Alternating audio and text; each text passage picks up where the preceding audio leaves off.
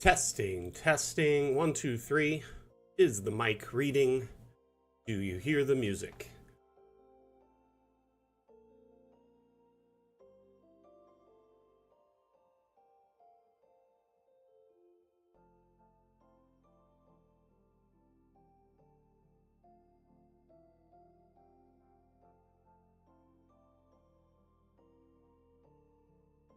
Oh, alarm go off on my phone. All right, I think it's working. Perfect. Now the real question is, do you see this ugly mug? You know what I mean?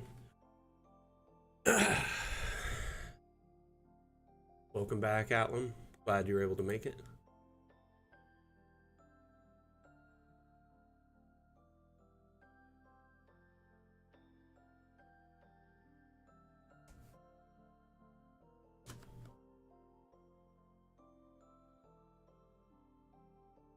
Oh, shoot. What's going on? Stand by.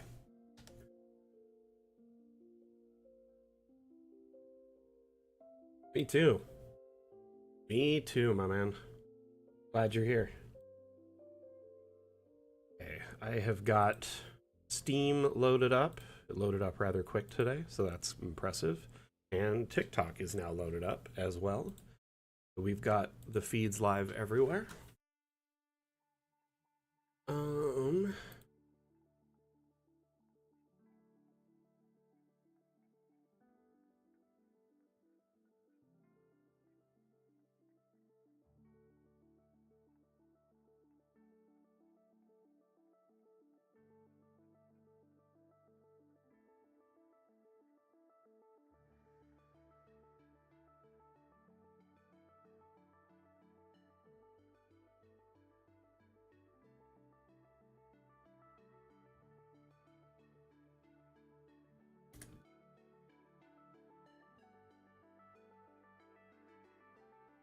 Stand by. One moment.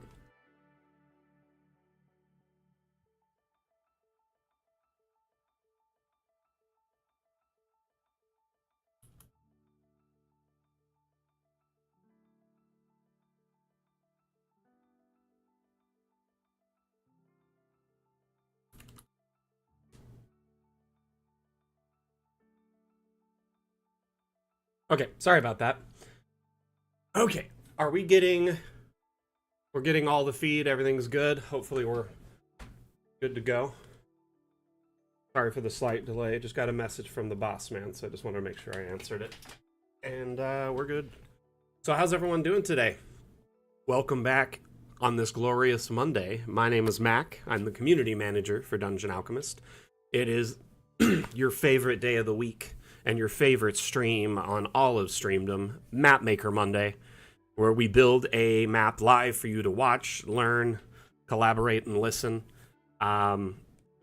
Essentially, we've been working on an ancient cemetery, a massive cemetery attached to a cathedral. Last week, I spent time working on this pathing around these pavers around the chapel, sort of pathway and fence. Kind of got to here before we wrapped up, so I think I'm going to finish off the fencing to kind of wrap around this area. And I was going to decorate in here with like a bunch of flowers and plants and statues and stuff to kind of just make it, I don't know, inviting and fun to explore. Beyond that, we have done quite a bit of work in the overall scope of the build. It's a massive map, so it's going to take some time to make. But we have the entryway and pond here with a nice gate. As you can see, there's a carriage coming in. There is a parking area here next to the chapel, so people can bring their carriages in and park. Whatever. I was going to probably make part of this stabling. I was going to figure it all out, but we'll get there. Then you have some graves, as you can see here, and then a much fancier grave area that's fenced in, likely some prestigious or royal family, well-to-do group that has their own private plots. So just that's kind of a brief catch-up of what we've worked on so far. Oh, you also have the kind of crossroads center here. and a main artery road. Anyway, welcome one and all to the stream. If you do have any questions related to Dungeon Alchemist or the build that you're watching right now, feel free to ask away. These streams are AMA format, which means ask me anything related to Dungeon Alchemist, and I'll do my best to, assist you, guide you. If you are interested in checking out Dungeon Alchemist, maybe you haven't even seen it before today, there's a free demo on Steam. You can try it out. You can either search Dungeon Alchemist on Steam or go to our profile and click the Steam link, which goes to our page. Atlam, can you share that link on the varied platforms if you can? Okay, so who do we got here right now? We've got Atlam, Gorvidal, Orichalcum Alloy, Stormy Snow, Greyfax. Welcome one and all. I hope you're doing well. That's over on Twitch. Let's see, do we have anyone chatting anywhere else? Just want to confirm. Okay, I'm not seeing any chat on any other platforms at the moment, but still, glad to have you all here. Appreciate you so much, especially early on a Monday. How's your Monday been so far?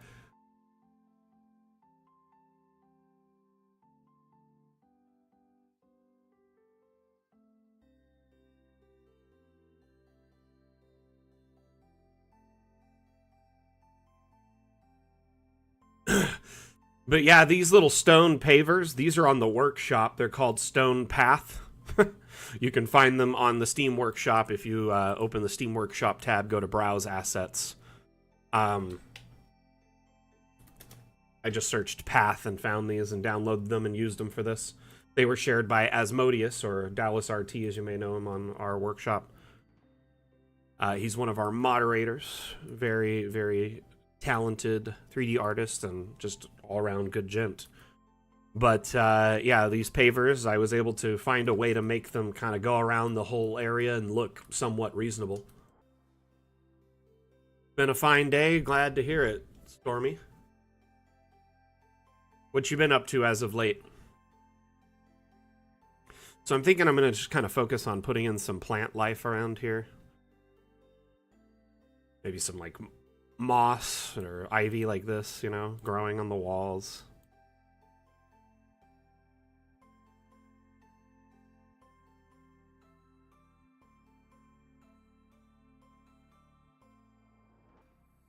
World building, nice.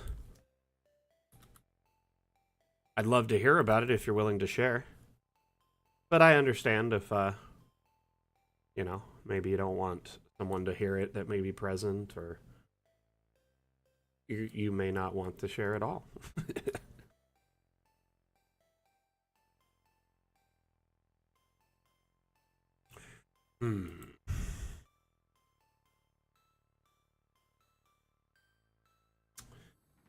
So I saw like the coolest tool that our developers have been working on. Nice, Gore. What kind of epoxy resin work are you doing? When I was younger, I used to cast scorpions in epoxy. Like the ones you can get at like tourist traps and stuff. But I was actually pretty good at it because they were all over in our neighborhood, and like because I lived at the edge of a desert, so we'd just like go out with our flashlights, find them, like our UV lights or whatever, and capture a bunch of them. And heck, they were in our yards all the time. Anyway, yeah.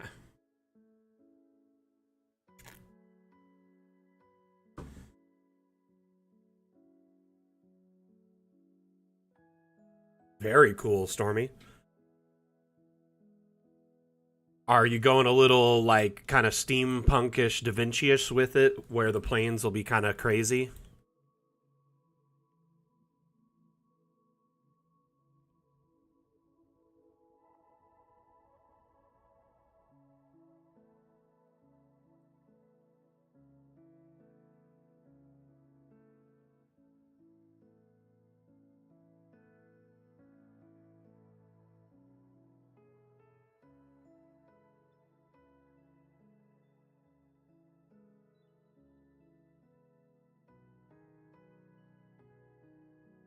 Very cool, Gore. That's awesome. I honestly like resin casting is very fun.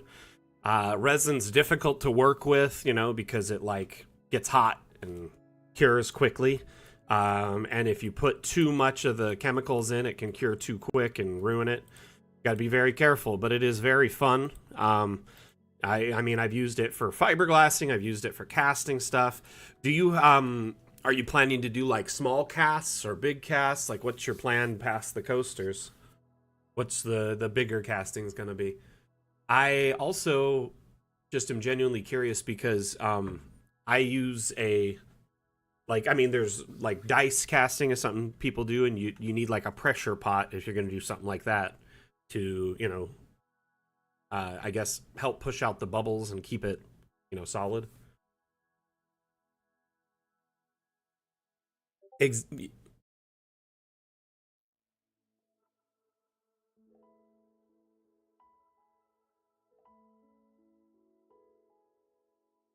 Sorry, I just got a message and it just kind of caught me off guard. Um, let's see here. Going like a steampunk setting since magic and magic monsters enable new approaches, says Stormy Snow. This is correct.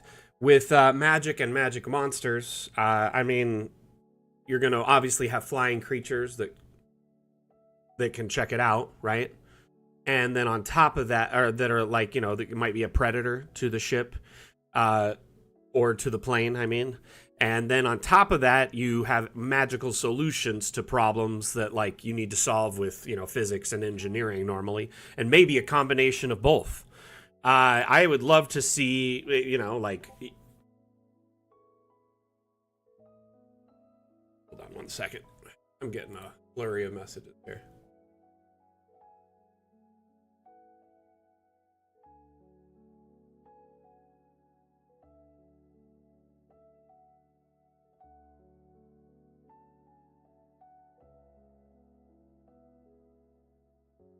Sorry. Okay. I apologize for being distracted here. My boss is messaging me and just has some information for me, so I want to make sure I was getting all the info.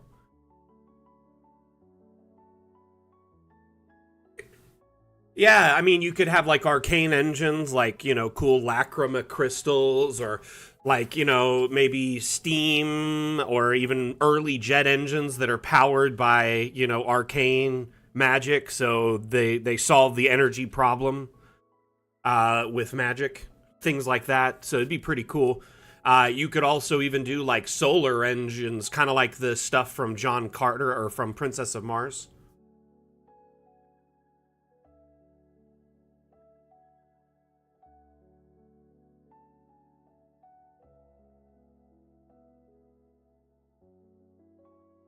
I really love that fantasy allows you to kind of explore different elements of things that you may not normally be able to.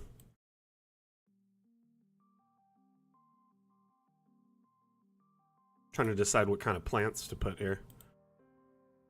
I could do like alternating little ones like this, like pom pom pom pom, So they'd just be a big one, little one, big one, little one.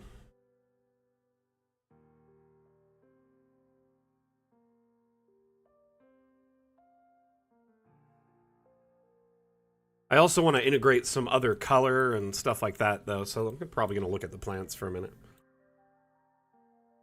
Isekai steampunk.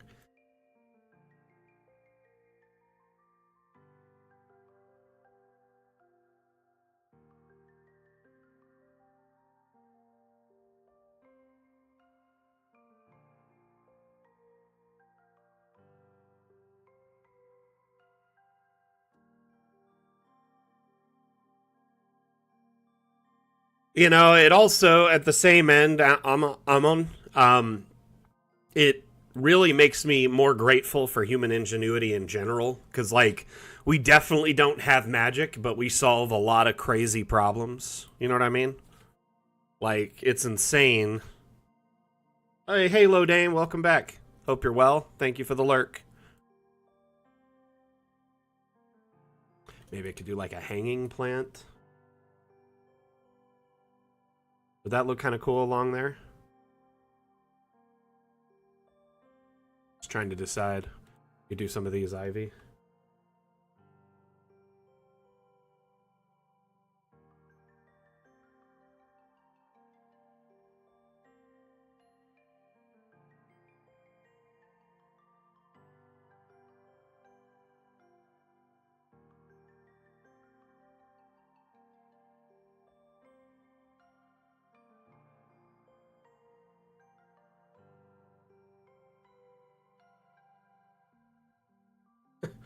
Hey, Coco, how are you? Welcome back.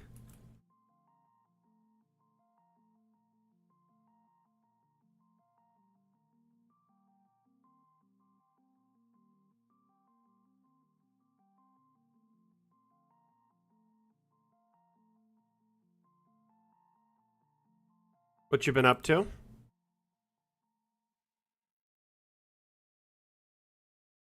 So, okay, this is what I'm thinking. I'm going to do a couple of bushes, planter, couple of bushes, planter. You know, every once in a while, maybe even put a statue or something.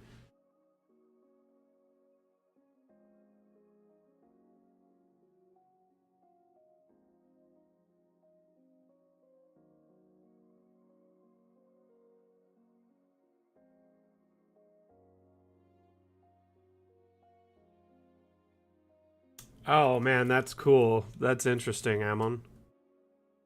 Is it Ammon or Ammon?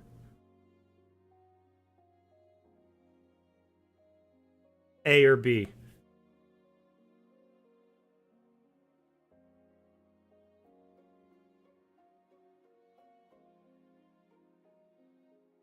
Honestly, you know, it's a good idea to. Would you prefer I call you Ammon or Ishtar?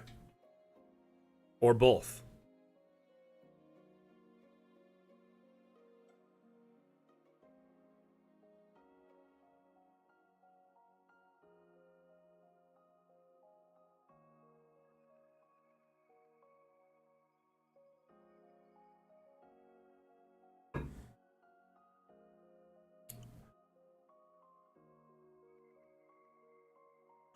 Which planters? So many choices. Cool. I just want to make sure I got it the way you like it, you know? I want you to be happy with what I'm calling you on stream. Maybe a tree over here could be nice. I'm going to shrink it down a little bit. It's like a little outcropping of trees here.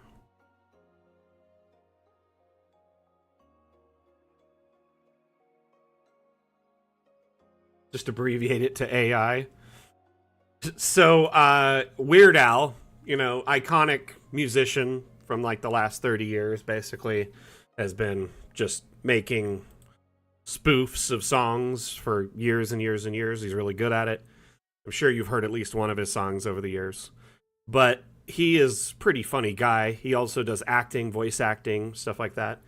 And he is pretty active on social media.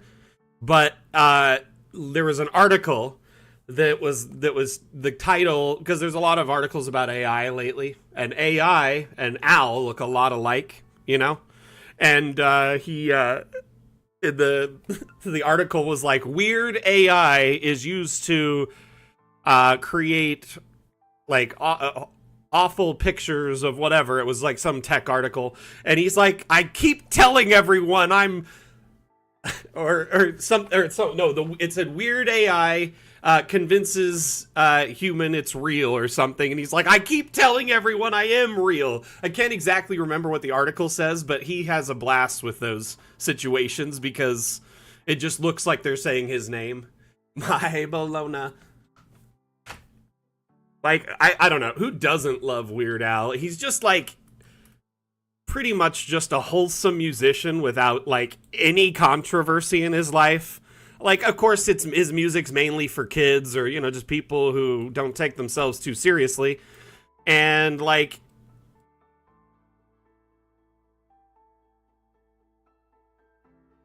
but imagine reading it, it's like weird AI something, and he's like, no, I am real. Freaking guy. Like, he just is, you know, he's a wholesome, he's an American treasure. I definitely don't like the idea of him not being around. Funny dude. Oh, that looks good. I kind of just want to give like little areas that are fun and...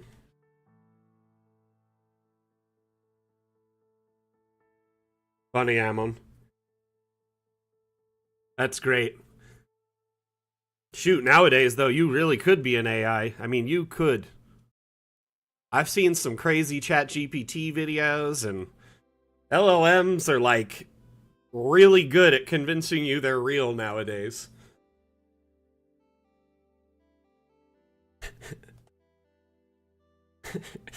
So, are you a bot? Are you an ad?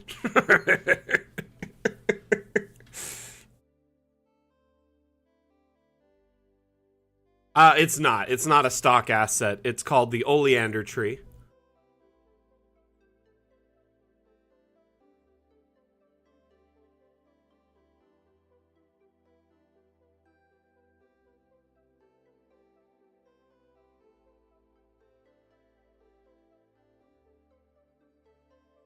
Yeah, anytime you see this cloud icon next to an asset, that means you got it from the workshop somewhere, either from a map or you downloaded it directly.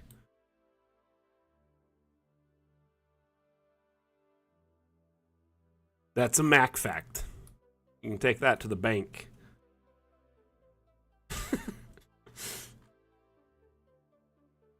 Oh, that's dope. How's that coming along?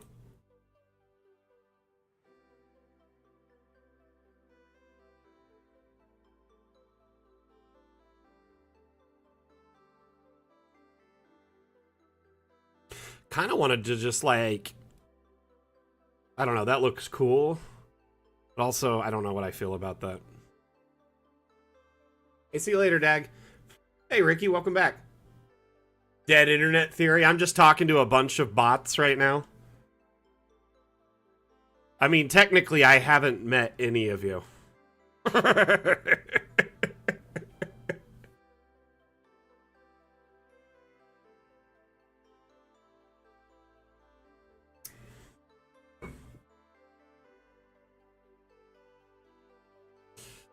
I'd say arguably I could be the only real person here.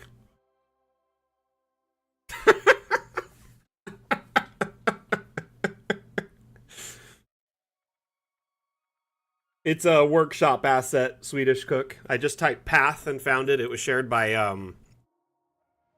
Asmo. There's all these different ones. I just downloaded all of them and made it work. Yeah, it's just a nice little paver path. Not you, mentally atypical? Okay, fine, you're real. Till proven otherwise, I guess. I love that y'all joke around with me about it. It makes me laugh.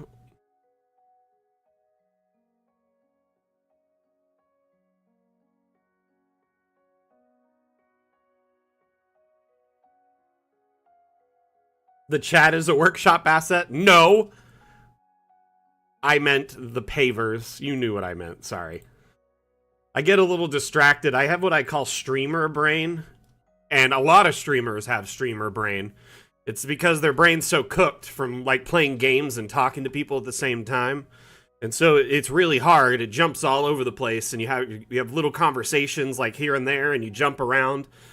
But at the same time, I'm like trying to quickly respond to chat in like 7 different places. I have chat here, here, here.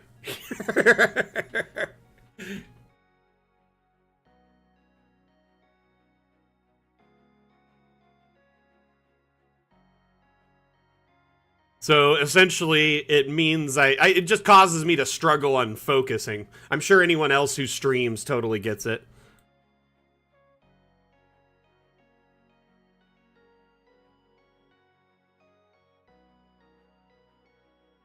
I might consider that, Ricky.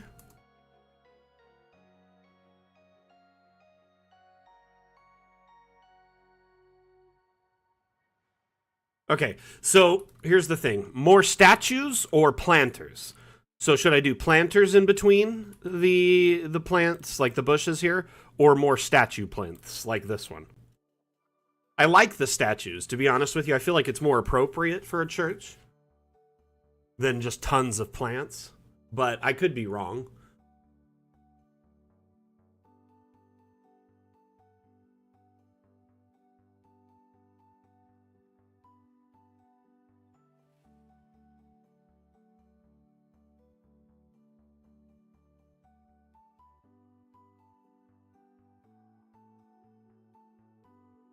Let's see what this looks like.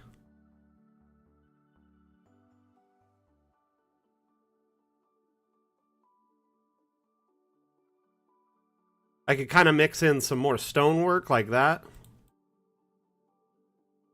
There's really not a dark earth.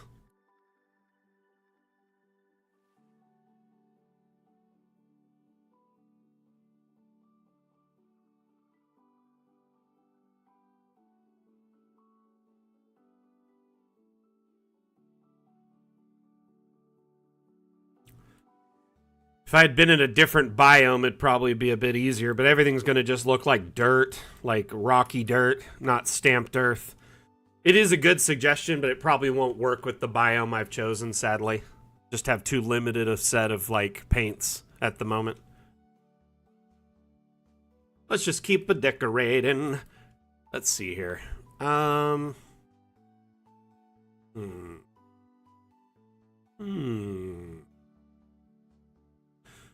I think I'm just going to pepper in a few more trees throughout the area. Couple special ones, couple just normal everyday trees. Downs, it's just not building there. Got this lovely oleander tree. What other tree? Got these like sakura ones, or a willow tree. An old willow tree could be cool. Something like that. Kind of over the path.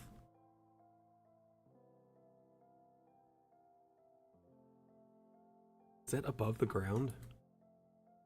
Crazy. It's floating. Let's put that in the ground. We solved that problem. No one saw that, right?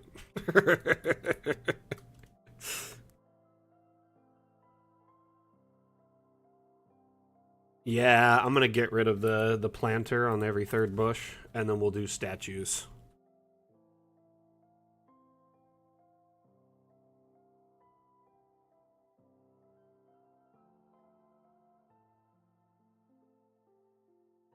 Wrought iron fence.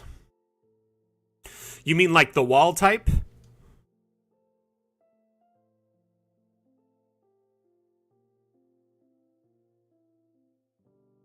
Are you talking about like...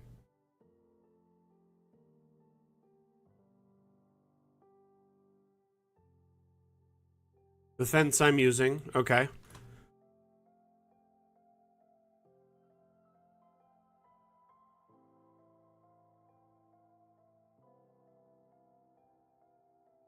Oh, really? Would it kill them? I have no idea.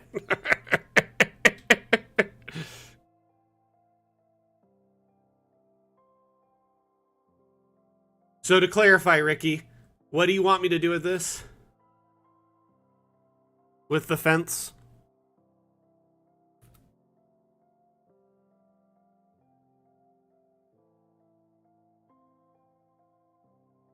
Like that?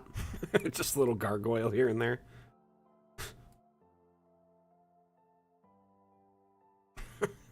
Gotta hide them.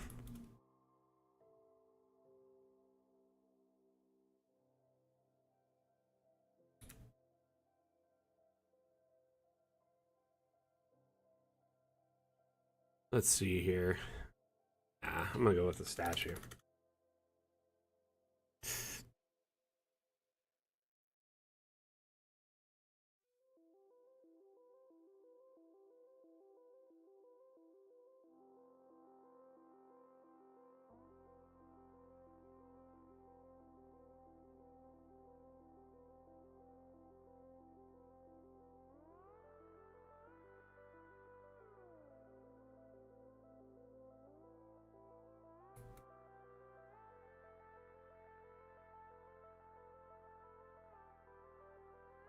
Let's make the statue a little bit larger here, and then we can reuse the pedestal. Maybe. No, you can take the statue off of it, so...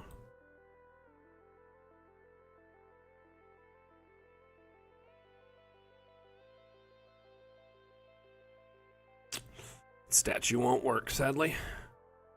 Pedestal's too large. Or the base of... Oh no.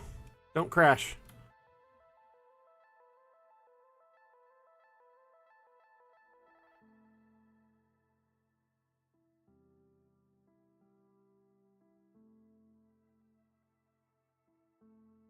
That works.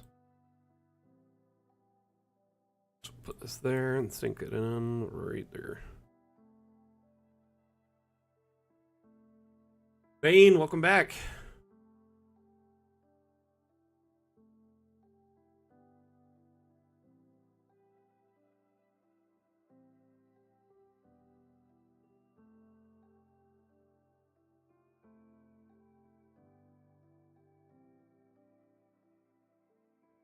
So like that is what you're saying? Like a little half fence?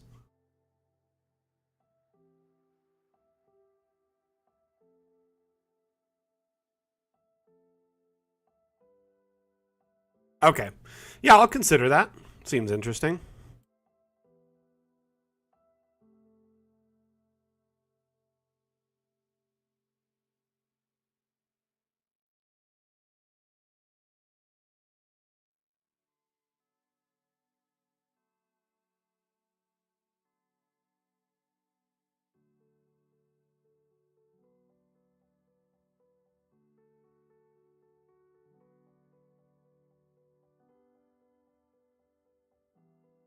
Pretty cool. We're getting somewhere. I haven't saved in a hot minute, so I'm just gonna save.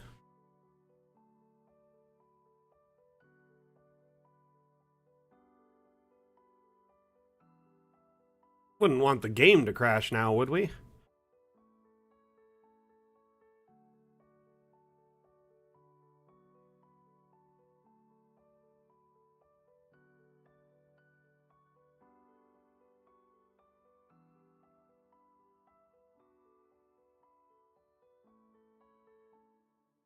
I think we're making some good progress today. Put a bit more moss. Or ivy, I mean. Uh-oh.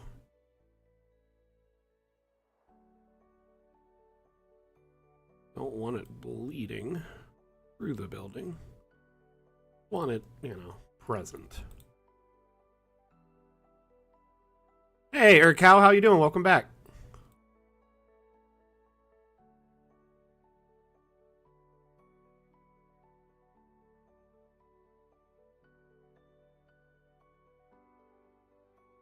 So, I've been checking out this... Oh, thank you, Urcow. I appreciate that. I think it looks pretty good, too. The build's coming along, if you will. So I'm decorating around the chapel, which is intended to be, kind of one of the centerpieces of the entire thing. And I'm going to do some more decorating. I'm thinking of putting like stabling along here and then a few different carts, wagons and stuff.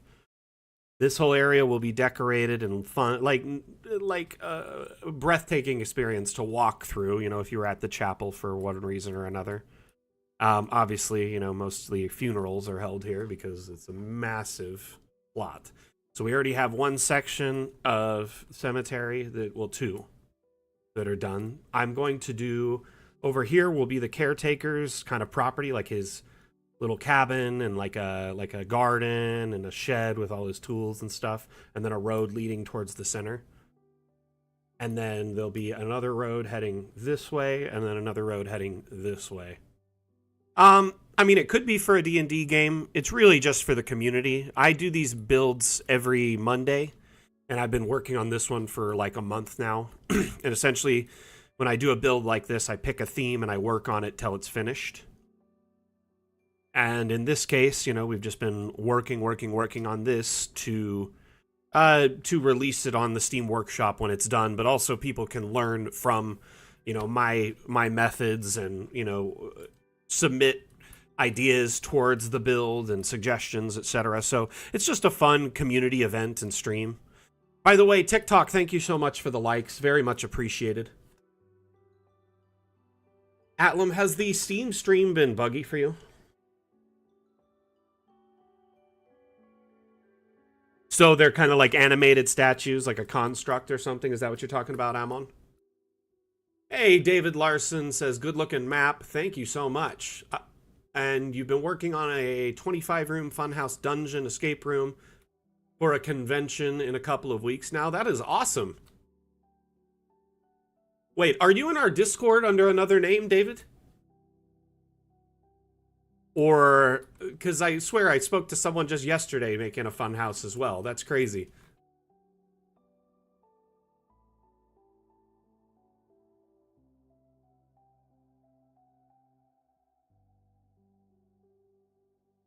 That's really smart, Amon. You hate Discord? Fair enough. Fair enough, David. It's not for everyone. I get it. Okay, so what should we put in here? Kind of want to fill this space with something.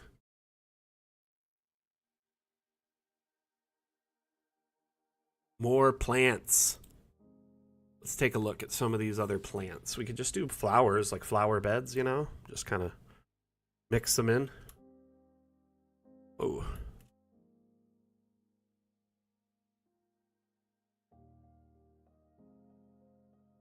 So it looks pretty, but not like a ton of maintenance. And then what I could do is use the terrain brush, right? To maybe just put a little dirt under those. If it'll let me.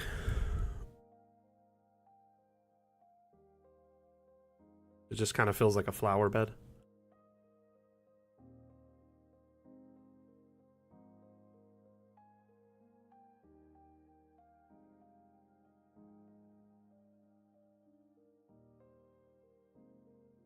So, you know, I was thinking more about what you were saying, Ricky, with the half fence, and what I want to do is actually stone to kind of go with the paver. So what I'm going to do is use the walls, right? And use a half wall. There are quite a bit of the walls and half walls that'll work for my needs. I'm just trying to find one that looks really clean. This one, for instance, is a great idea. So we could take this, right? And then we're just going to sink that down into the ground until it's just like a lined paver next to it, enclosing the path. It's not too tall, right? That's great. And then I'm going to just hold shift. Man, I wish that was the snap point.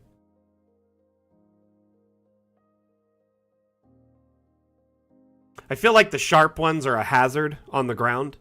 So this here, it makes it more like kind of practical in that design too. We're not trying to fill the graves ourselves.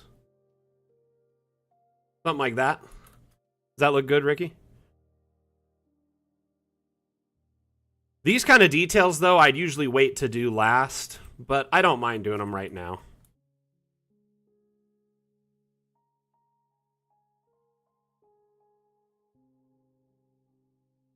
Pretty much I'll do little finished work like this, and then effects last. Like, effects and animated objects are some of the last things I do. Like, I was noticing there's not a whole lot of light. I might do some lamp posts. You know, like going down the path here, and then maybe some hanging through, like this plot. Maybe not the cheaper plots, you know, but just like in the entryway could be some lighting or something like that. I don't know. We got to figure it out, right?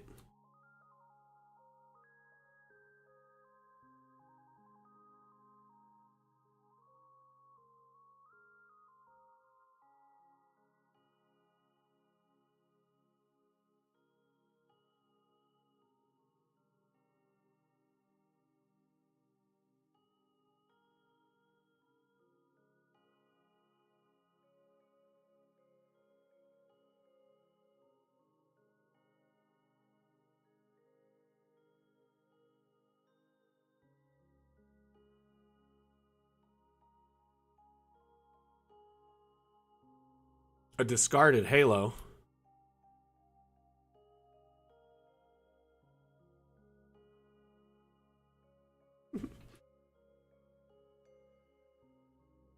I'm not sure what you meant by that, but it's cool. It's no big deal. Okay, so in the last 15 minutes here, we've had some likes and follows. J.A. Ledford on Facebook, thank you for the like. And Shlomo BF, thank you for the follow on here on Twitch if you're still around. Sorry I didn't notice that before.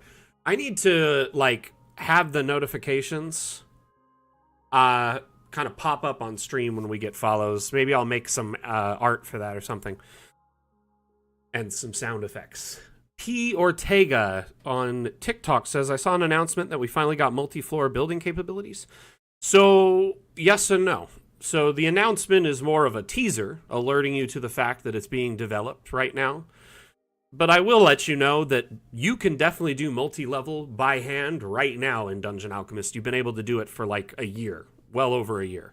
Pretty much ever since we enabled the ability to raise objects up and down when collisions are off. Well, I'd say like 6-7 months at this point. So prior to that, it was still possible, but trickier. You had to kind of carefully stack. So like, for instance, this multi-floor bell tower, I just did this all by hand using the walls located under structural objects, structural freestanding walls. So it's not, quick or simple, but it's possible. The update, Fun with Objects, which is our next plan update, there's no ETA on when it launches, just that we're working on it, and it's kind of in the early alpha stages. When it launches, it will include multi-level AI support with roofing. So essentially, you'll be able to generate multiple floors, and the AI will fill in those spaces.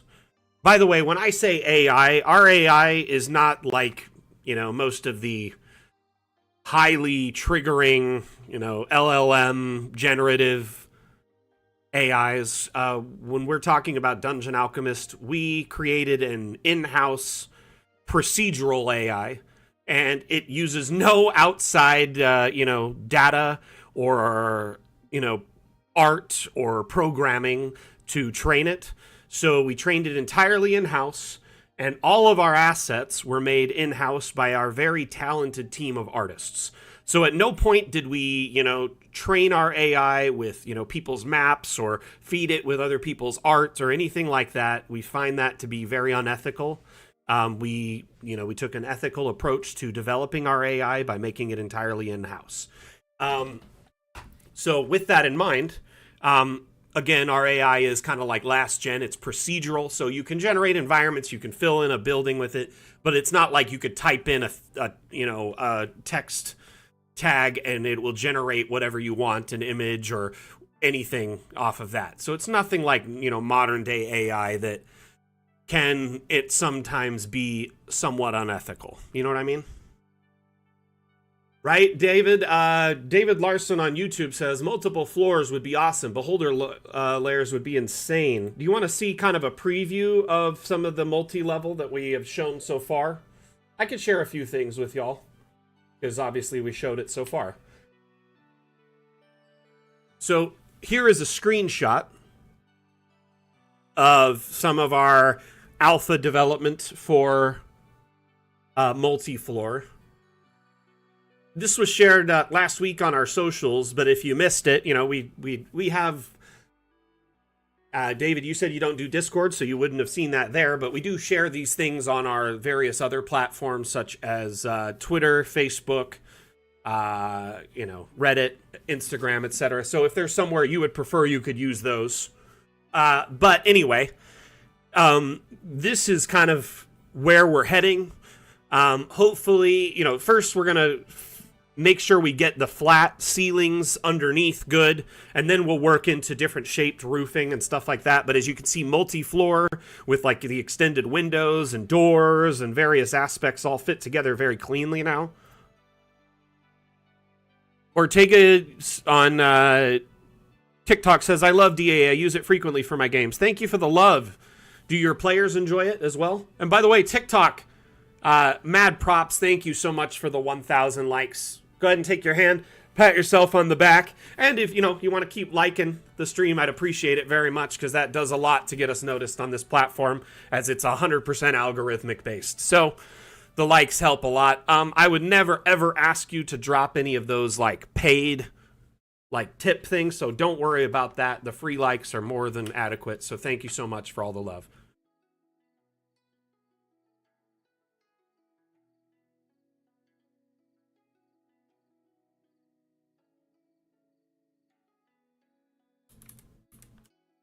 So here is a kind of a teaser preview of our multi-level.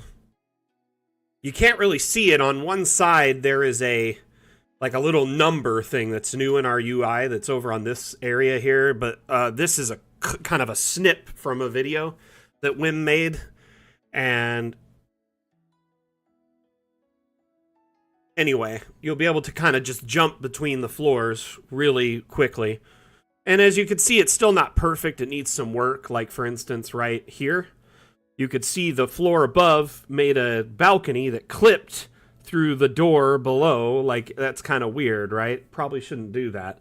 There's some work that needs to be done. But yeah, necromancer towers, wizard towers, massive castles. I mean, you'll be able to make, like, the dungeons of your dreams with some of this stuff upcoming. It's going to be crazy, like Dark Souls level builds.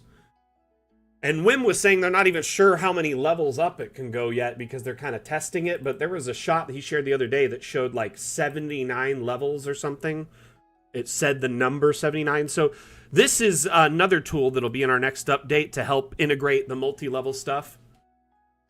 No, they don't. They've come up with some novel solutions for it. They just, at the time when they made them, they never really were planning on multi-level.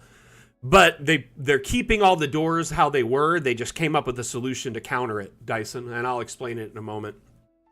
But the reason I pulled up this video is this right here. You see this number on the side with the up? So you can go up, up, up, up, up between the floors when you have them built. Or down, down, down. I'm wondering, though, can you type a number? I don't know. I'd rather type a number if I have like 40 floors than, say, go down 30, 40 times.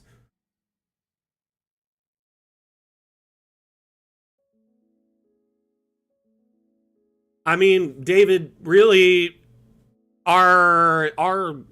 if you look on our website, our terms of use, Article 4.1 outlines everything you need, even a contact point.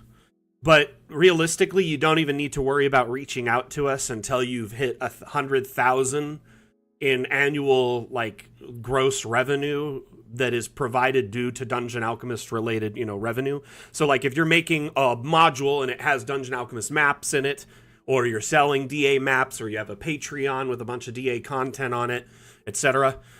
One moment, David. I'll hold that thought. Smokey the Facts, thank you for coming in. How you doing today? Welcome, welcome. So basically, Article 4.1 of our TOS will cover that. Hey, Atlam, can you drop the article, the TOS link on YouTube, please?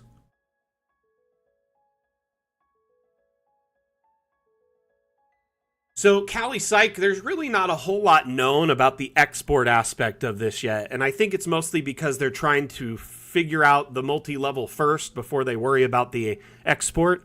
But I lean towards it being the most simple and novel solution that caters to the most VTTs as at the same time as possible.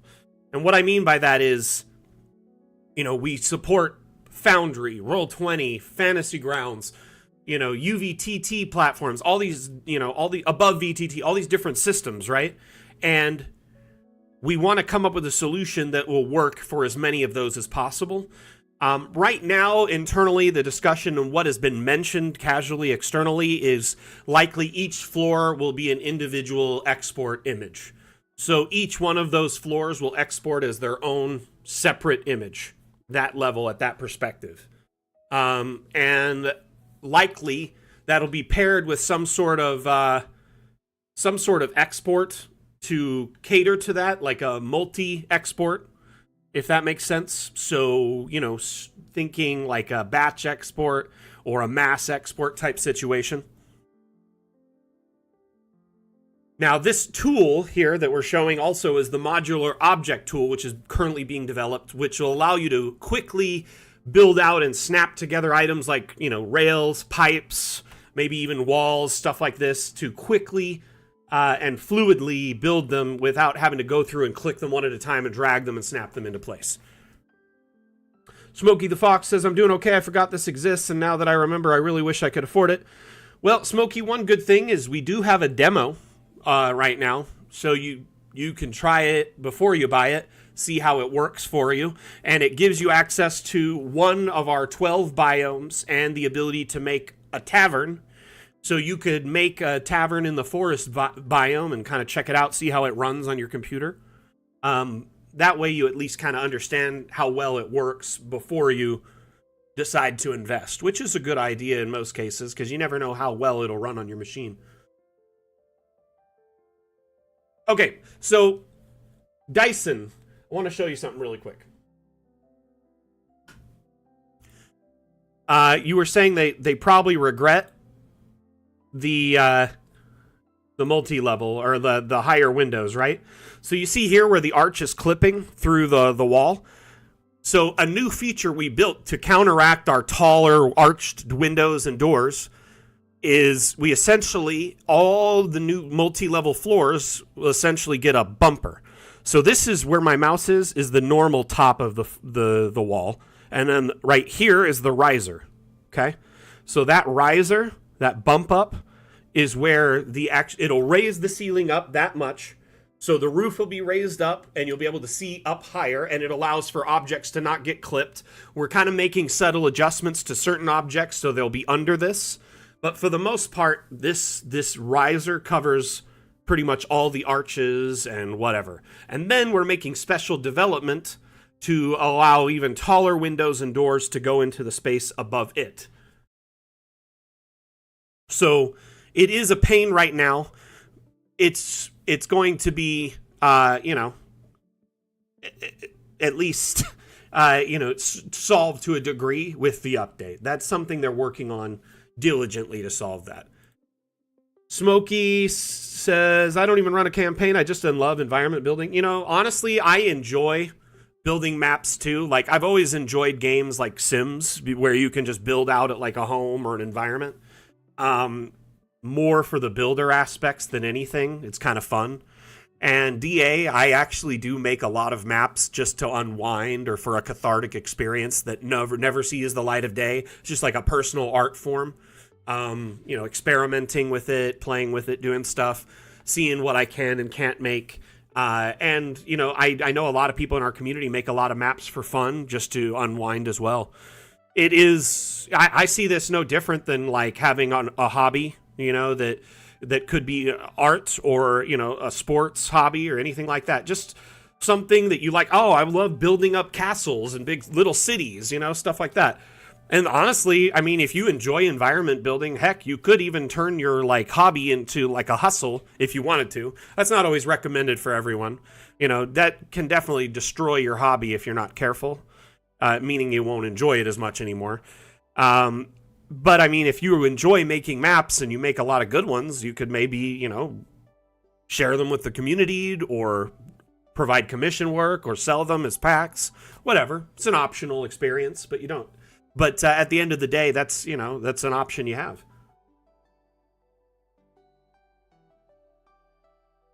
Note, if you make a cool map, please put it on the workshop because we will use them in our campaigns, right? So let's get back to map making. Sorry, I got a little distracted there. This is coming along, though.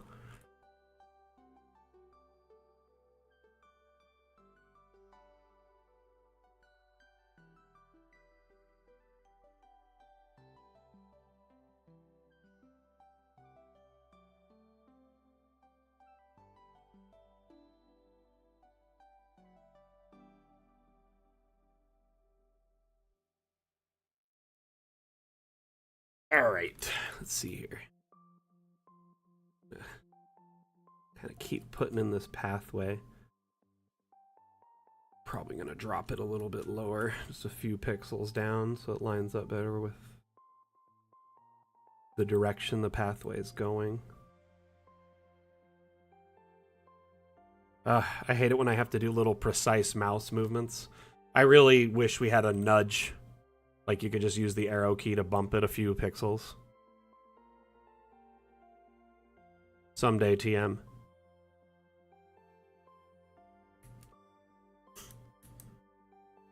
Ironically, you want to get into video game making? Man, you know, it's easier than ever to kind of get into development. And I say that because, like, there's so many tools that are available that are not only, like, easy to use, but there's tons of documentation out there for them.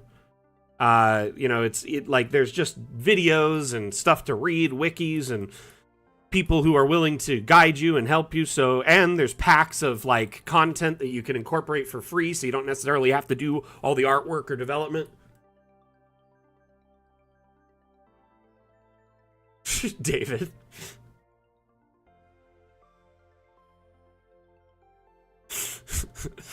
What would that be called? Like a map cell?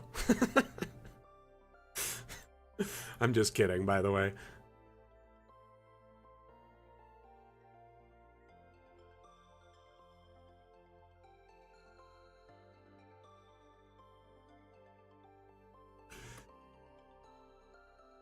If you type in 4.1 in chat, Atlam, you can get article 4.1 to pop up, the link, and then you can... I guess that also goes to the TOS. But either way, that works too. I think TOS is the same one. Never mind, I'm wrong.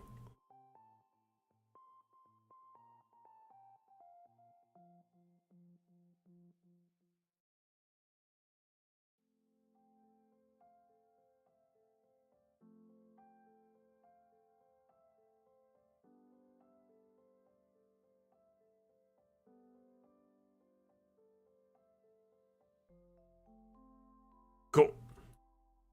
Perfect, David. I just wanted to make sure you were set. You know what I mean?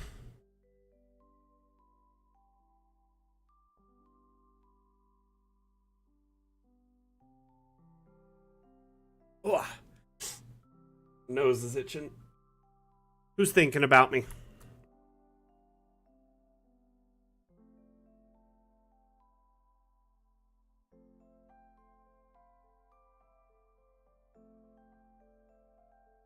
Let me show you a feature in the new update that I'm really excited for while I'm kind of thinking of how to do the next part of this.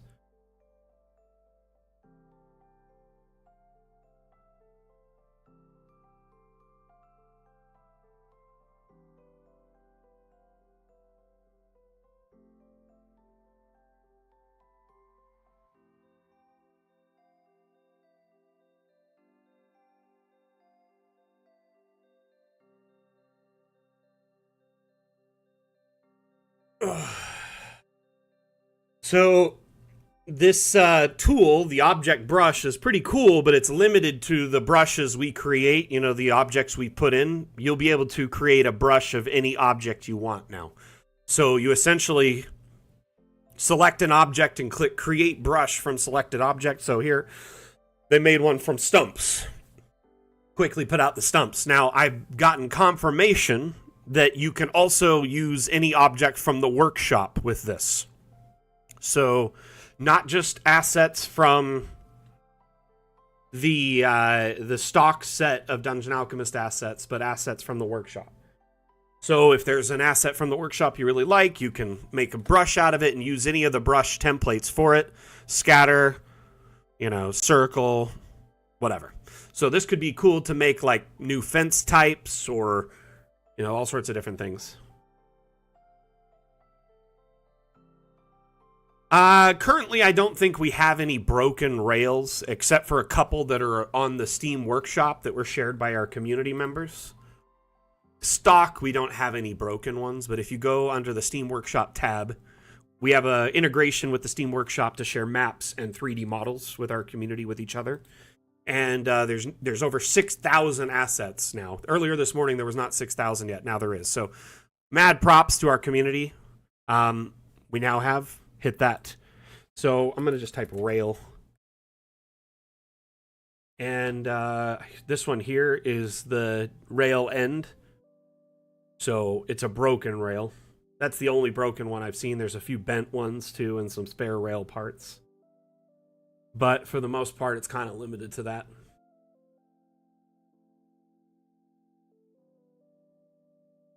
Let's see. Let's see who the most recent ones are. Yep, Sack just uploaded a ton of slime puddles. and they're all STL. Here. Benefit of it being an STL, it's the flat gray, but you can apply one of the, dozen or so, like 16, I think, different color filters to it to make it all sorts of different colors of slime. This is a great way to quickly decorate your map with something kind of simple. Here, let's put this slime on the side of the building here. Just have some sludge, right? And then we can change the color of it to red or black. Let's change the time of day so it's easy to see. Green. Very clever use of the STL integration. So you can upload 3 different file types into DA. So you can import assets to just keep them as a local collection that you only use for yourself in your own maps and whatever for your own creations. Or once you've imported an asset, you can share it on the Steam Workshop. The 3 file types are STL, FBX, and GLTF/GLB. GLTF, GLB, they're like the same file type, just different versions of it. David Larson on YouTube asks, I haven't checked into the additional assets. Does it cost more to access them? No. As long as you own a copy of Dungeon Alchemist, you get free access to the Steam Workshop integration. If you have a demo version of DA, unfortunately, you cannot access the Steam Workshop. But if you own a full version, you just simply click the Steam Workshop tab, and you can either click Browse Maps or Browse Assets. So if you want to look at 3D models, click Browse Assets. There's many that are expand the fantasy theme set. A lot of asset creators will find the niches that are missing right now and make assets to fill those niches. Others will make assets they need for their own games. Others have been uploading stuff for completely different themes. Cyberpunk, Fallout, sci-fi, modern. So there's all sorts of stuff in here that can help fill out the aesthetic of fantasy or even allow you to bridge into other types of map making entirely. Now, remember, none of the assets from the workshop are supported by our AI, integration or the object brush. I doubt they'll ever be integrated into our AI for the room generation or environment generation, simply because we don't own the rights to these assets, and licensing each one of them and configuring them one at a time would be a nightmare for our indie team of limited resources and manpower. So we've given the Steam Workshop as a tool for people to share assets with each other and use them at their own discretion. We also encourage you to use your head when you're uploading assets. Make sure you own the rights to share them and or are sharing assets that are Creative Commons and can be shared as long as you're properly accrediting the creator. Smokey the Fact says, I love a fusion of sci-fi and fantasy. You'd love to have it, or you do love that. Honestly, there has been a great influx of sci-fi and cyberpunk assets as of late. And because of this, you can create all sorts of really cool themed assets in that aesthetic. Heck, there's even cultural assets. Here's a Japanese shrine. Which, that's something we probably won't dive into, is specific cultures. And also, until we leave early access, we won't be diving into sci-fi or cyberpunk. Our devs have said after we've delivered on all our Kickstarter stretch goals and leave early access, then and only then will we offer, optional expansion packs that would be cyberpunk or sci-fi. But until then, the workshop integration and the asset importer is a great way for our community to kind of support each other and enrich our community as a whole. But as you can see, there's just so much stuff in here. And you have a search option, so you can search and see if there's something else specifically. You can share assets yourself, so here's some that I've shared on the workshop. You can see all the assets you've subscribed to in a big list. You can browse the assets as a whole list, or you can browse collections. Collections are a Steam feature, and anyone can make collections, not just the uploader of the asset. So you can go through and find a grouping of assets that you're these need to be a collection, and put them into a collection on Steam. So as you can see, there's a bunch of collections. What a collection does, if you open it up, for instance, this one's statues. So here's a ton of statues to download, all for free from the workshop. And they're public domain, which means that these were shared by like the museums themselves, and they say, hey, you can use these in your works.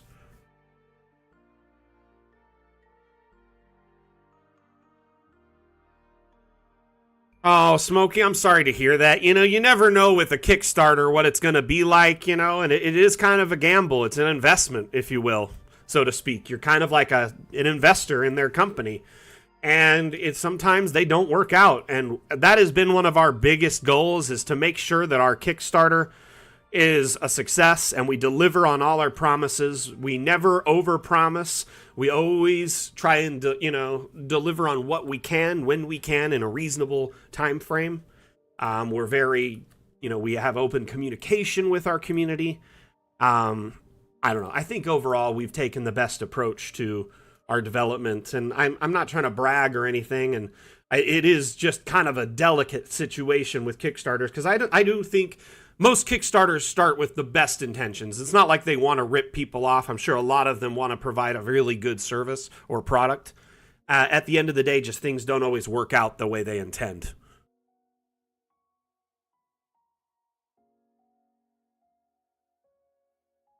And I mean, we're not darlings or perfect either. We're kind of behind on our development cycle. I think we had planned to leave early access by this point, but things get in the way. First and foremost, our community, not getting in the way, but has requested many features that we feel would enrich Dungeon Alchemist that we never considered at first. So we've added these features into our development cycle while still developing our planned stretch goal updates. Additionally, there were some things that were part of our development that took longer than we anticipated. And we ran into ceiling limits with Unity, which meant we had to upgrade and migrate to a newer version of Unity, which took months. It set us back like almost 6 months. So things happen in development. We understand that all too well. We do appreciate having a very wholesome and understanding community. It goes a long way to that end. But yeah, sometimes developers just aren't able to, kind of pull through to that final delivery of, leaving early access.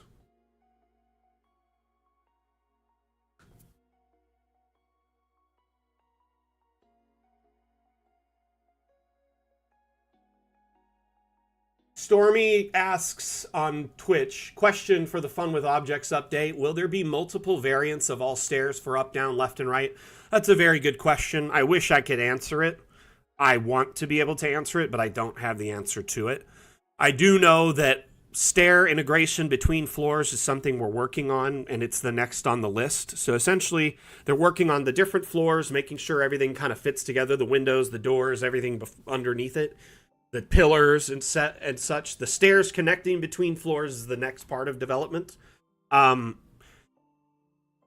I do know Fun with Objects, originally there was talk about Fun with Objects integrating stuff like mirroring objects or rotating objects on any axes, if it can be done. So we have 2 lead developers now. We used to have 1. And our lead developers are working on these problems. But the thing is Unity has an issue with what's called negative values. So essentially, if you try to mirror an object or rotate it on a negative axis, it causes problems in the foundation of DA we've built. And we are trying to come up with a novel solution around this. Even games like The Sims, from my understanding, they don't actually rotate objects when they rotate them on all axes, any direction. It's like they have 360 versions of that same object, and it just shifts to that new version. So every time you rotate it, it just changes, or hundreds of thousands of versions of it. So we need to come up with a novel solution. I don't know if we will or not. Ultimately, that would be the ideal one. So you could take any one of the staircases or doors or objects we have and just mirror it. That would be the perfect solution. Because at the end of the day, if we have to make every single staircase and door in the opposite, orientation, That's going to take tons of man hours and artists away from putting time into fun with objects, because there's tons and tons of doors and staircases. And that would mean also that would expand the object list, the door list, and it makes it that much more dense and harder to browse. So we got to find that balance between a good feature that kind of cuts away the clutter of objects that would fix the solution, but also really more be a band-aid. You know, because we have stuff like that in DA right now that is like the structural, like the freestanding walls, for instance. Freestanding walls are great, but look at all these walls. It's kind of a nightmare to go through this, right? I personally don't care for the way this is organized. And so what I have suggested to the devs, for instance, is that we take these freestanding walls and declutter them from objects. I guess we could leave them here, but we put them in the wall panel as their own tab, and it would just be freestanding here.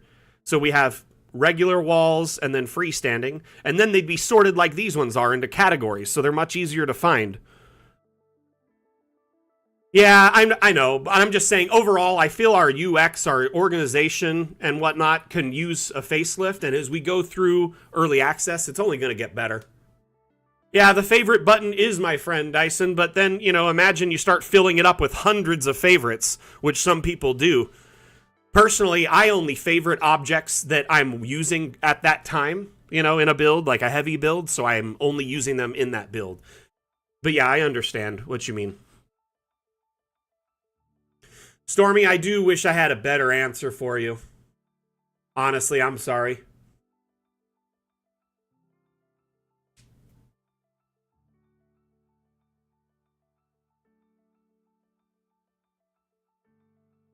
You know, Caillou, I mean, that's not a bad idea, but it would definitely have to wait until after we leave early access. And honestly, I would much rather them just kind of build some kind of companion DM tool or something that could be used in tandem with DA, or it's already part of DA instead of a separate tool or a Kickstarter.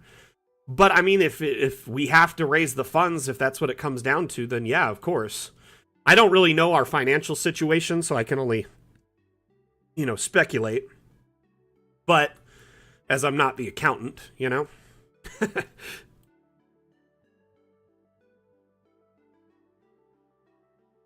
But what I can say is that, you know, the devs have stated that once we leave early access, they will consider something like a VTT Lite feature or add-on where, you know, you could do like limited fog of war, maybe dice rolling, you know, just stuff like that, where it would support limited local play. I don't know about online multiplayer, but at least local would be, you know, some sort of option here. Oh, I moved that. That's what I did. I was like, what did I grab a minute ago? I grabbed something and shifted it, and I wasn't sure what it was. There we go. I think this area is really starting to look good. What do y'all feel about this? Hey, Callie, thank you. Thank you for the love. I don't know if you're talking about me, the cartographer as a map maker, or the software itself, but I'm gonna assume you're meaning me.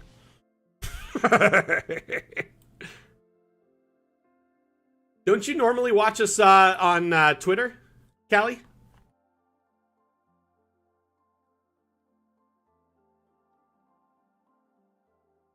Both? Well, thank you for the support. I appreciate it.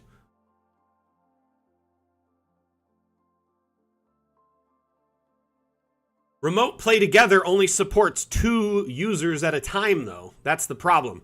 Like, for instance, we've played, you could do remote play together, and it's 2 accounts, not multiples. So we'd have to come up with a more robust solution, if I'm not mistaken. Ah, gotcha, Callie. So I gotta ask our chat, because y'all are usually a typically pretty nerdy group. Have any of you heard of Meshtastic?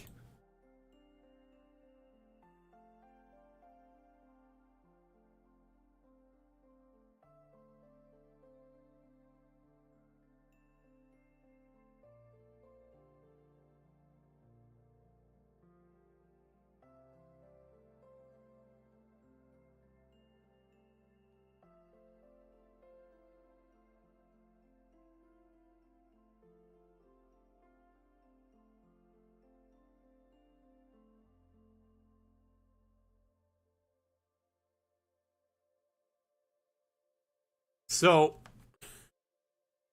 I kind of discovered this a few months ago. I love like nerdy tech where it's kind of like open source and you got to kind of learn it yourself and it doesn't necessarily hold your hand and guide you through it.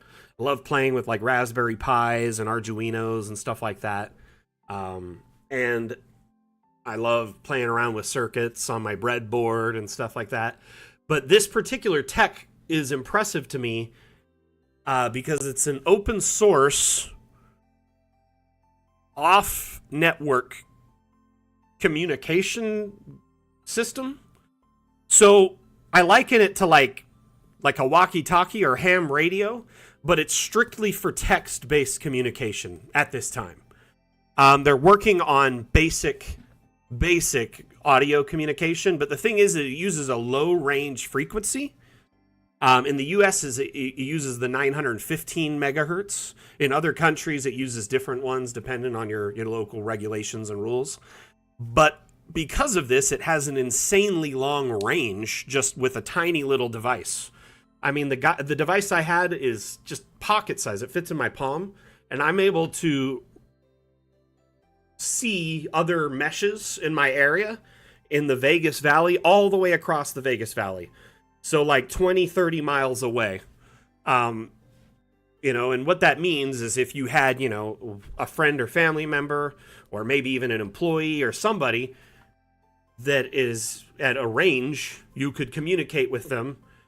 And, it's not ideal as, voice is usually a little bit better in some instances, but what if there was a power outage or a cell network outage? Or maybe you're in the middle of nowhere on like a remote farm or an off-grid like homestead or something like that. Setting up like a little localized communication network is pretty powerful when there's not really cell reception or, it's like, look at the hurricane, for instance, back east.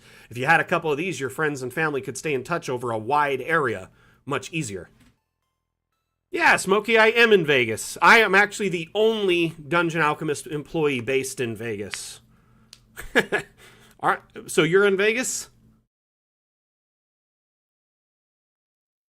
So with this device, you essentially pair it to your phone, and there's an app, and it pairs to your phone Bluetooth, or the device can pair Wi-Fi to a computer, or Bluetooth to a computer, and then it sends it, it'll pick up other meshes in the area and you could communicate just with other people, or you could privately DM people on your own mesh network.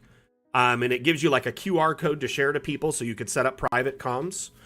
But I don't know. I just think it's kind of a neat little device. Considering, there's no monthly fee and once you buy it, you own it and you're good to go. Walkie-talkies are cool, but their batteries run out quick. They have a limited range unless you have a license. Ham radio is great, but you need to be a ham operator to use it, like a specific license. You can only listen otherwise. This year, you need zero licensing, just a small entry fee, and you can start communicating with your friends and family over pretty wide distances for free. Well, mostly free.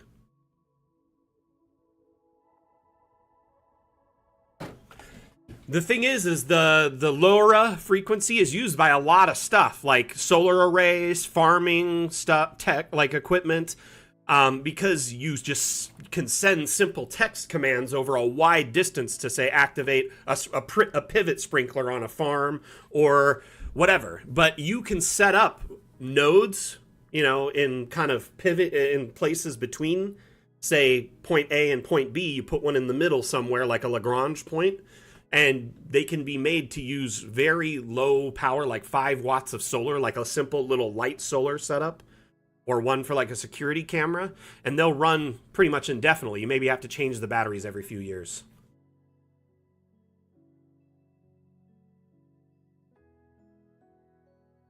Hey, Chronicle, welcome back. Oh, that's cool, Cali Psych. Okay, so wait.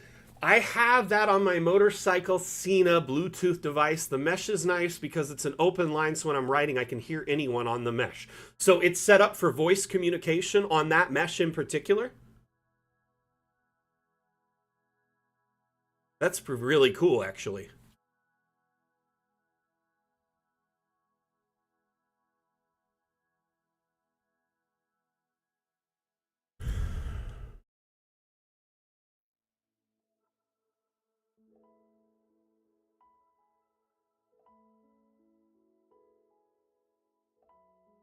I mean, without doxing myself too much, I live in Vegas. I let's just say northwest Vegas.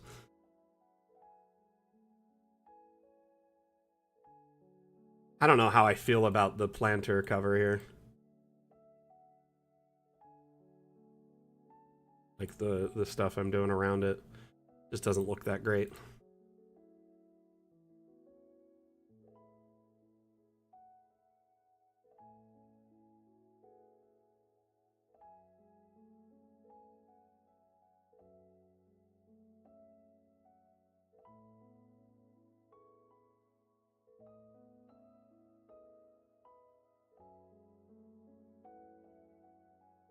This is the reason I do this as finish work, because it just takes forever, but now I'm in the zone, so I'm gonna do it.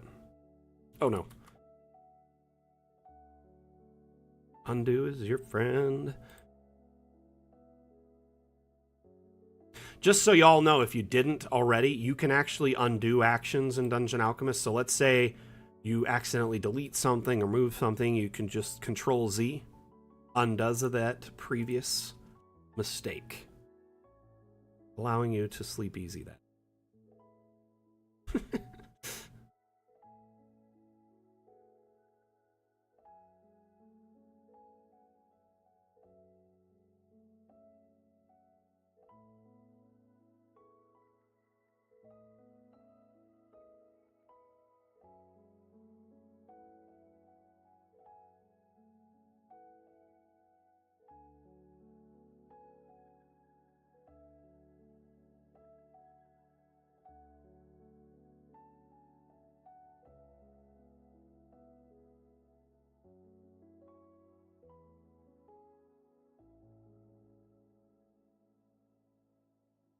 Doesn't look bad.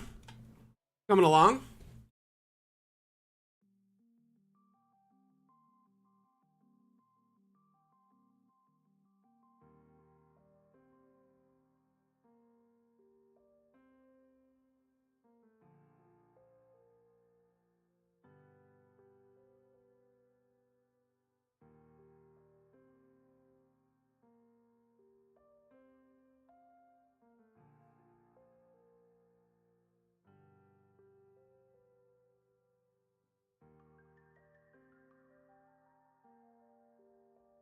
So I put the hedge stuff up front in most areas because I don't want people traversing into these flower beds. Part of me wants to get rid of this flower bed now and just put hedges here. But now it won't line up right like this is. So I'm probably just going to leave that.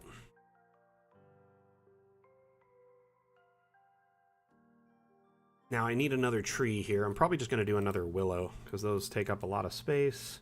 Work well. They're just cool. Who doesn't like a willow tree?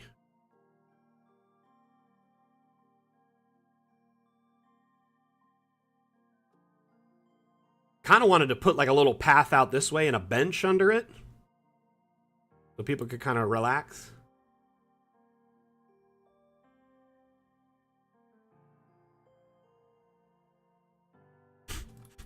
Just like a Zelda game. What are you doing in my flower bed?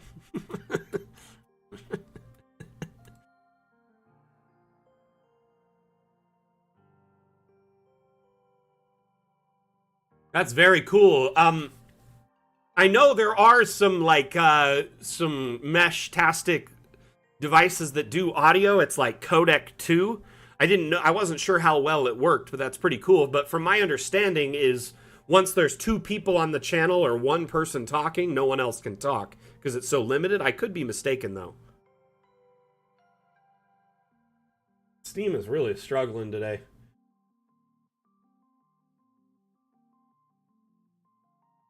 Okay, I'm gonna save because it's been a hot minute.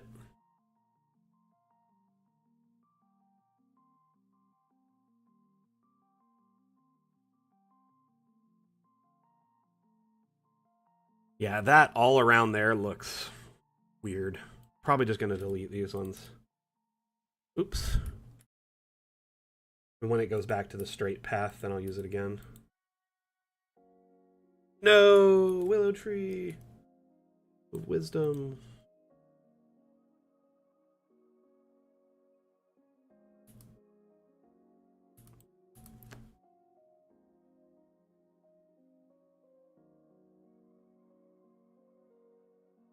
Honestly, it's still pretty hot in Vegas, but it's getting better.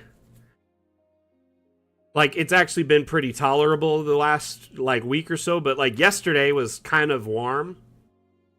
I don't know. The weather needs to make up its mind. Like today, tomorrow it's going to be potentially high triple digits, but like last week it was like 80s, 90s. Vegas needs to make up its mind for sure.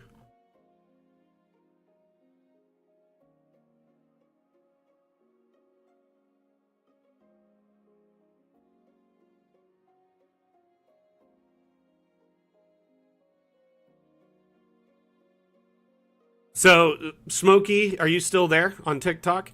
I was gonna say the thing is like a mesh. You could have one, and I could chat with you clear across town from where I'm at potentially, because they're that like impressive for like just I don't know, the range on them is really good.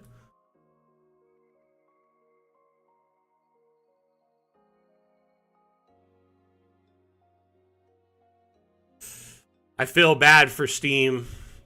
It's kind of crappy, but it is what it is. Their services when it comes to streaming is, let's just say, less than ideal. Know what I mean, Vern?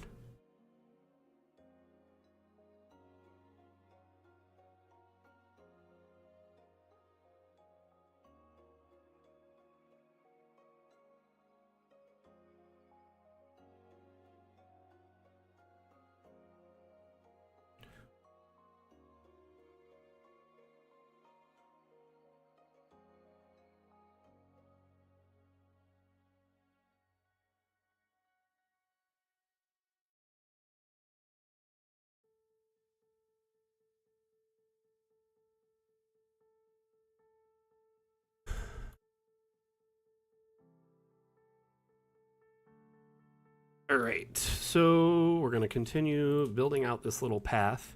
For those of you just joining, welcome. My name is Mac. I'm the community manager for Dungeon Alchemist.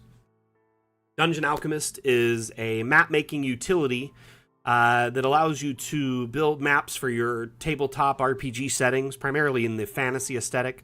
So, like if you play a D&D or a Pathfinder, etc., it's an ideal map making tool for you. It allows you to build maps in a snap. Or you can dive in like I am and just waste hours of your life building maps very intricately and detailed. We're actually building a massive ancient cemetery, which I know I'm not doing a whole lot of graves at the moment, but this is the cathedral where they, have the various funerals. So I'm trying to make it like pretty and inviting and kind of have, just a nice little garden on the back area to walk through. So it is taking a bit of time to do this, but I think when it's all said and done, it'll look really good.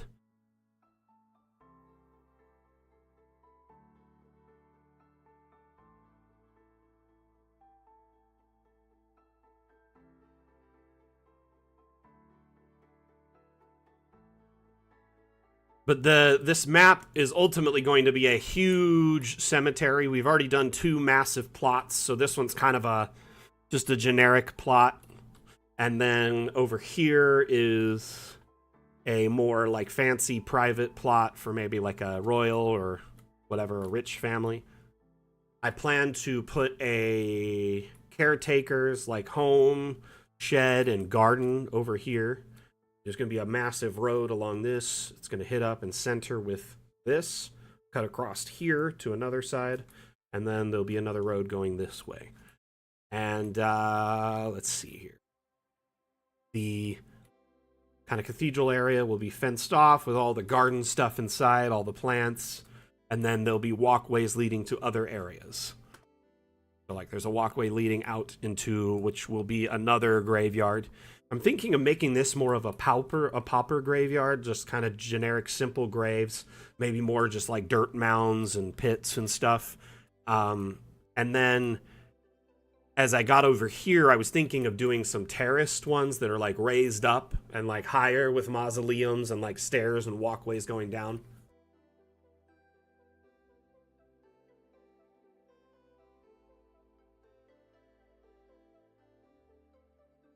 I could put what, Asmodeus? Which gate?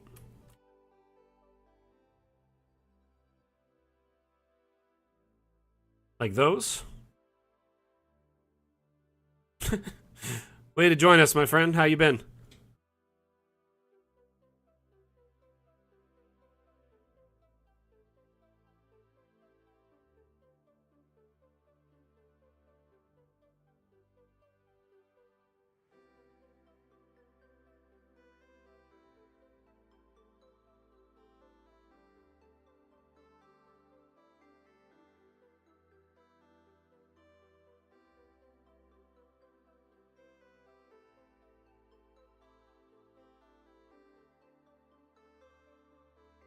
Kind of like that?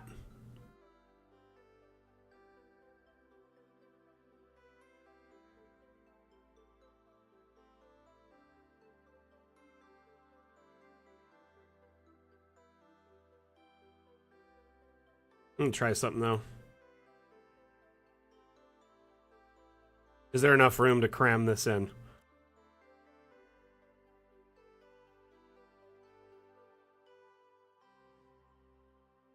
I could, but it's okay. We'll just do this.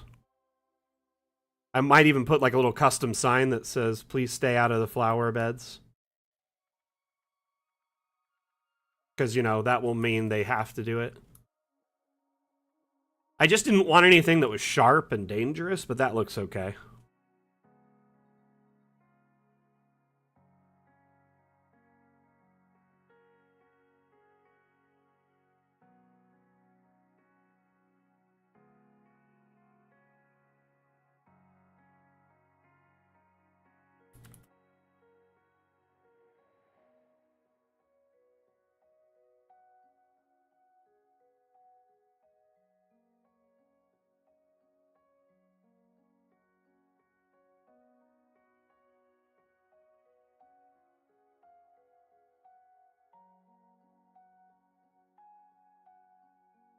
Darn.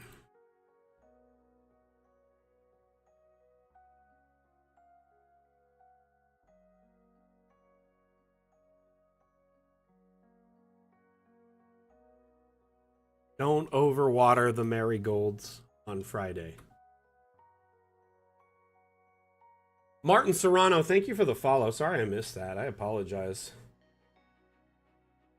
And I need to get better at that. I need some, like, loud notifications in my ears.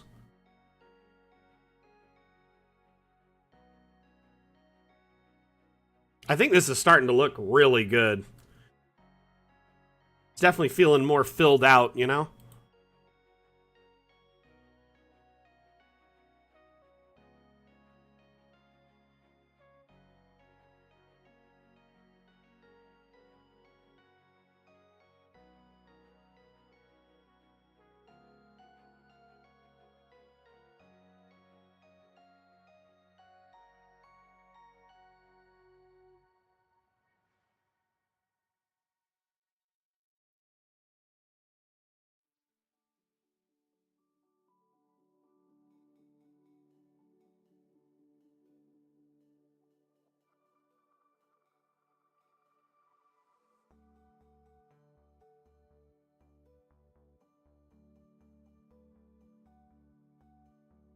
Gosh, I really hate how, like, ridiculous that turns sometimes.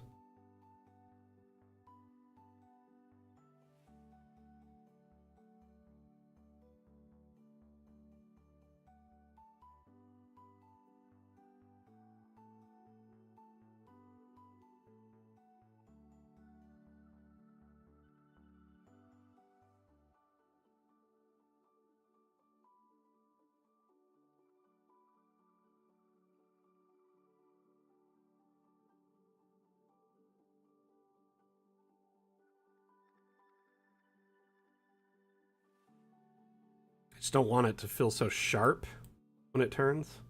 It's a little less sharp. It's frustrating as you start getting into these bends. I do wish we could kind of dynamically bend objects, kind of like the walls can now. But I don't know if we'll ever get to that point. The wish list, you know? You know, Smokey, sometimes TikTok messages are funky. You know what I mean? Welcome, by the way, to YouTube. They're kind of slow.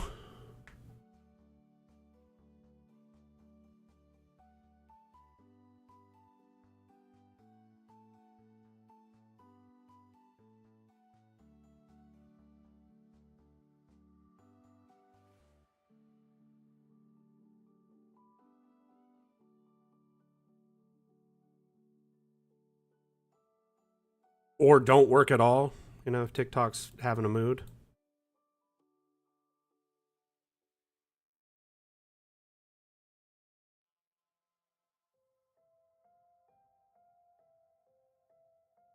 I see something about to make neat rows. Is that was the last thing you said?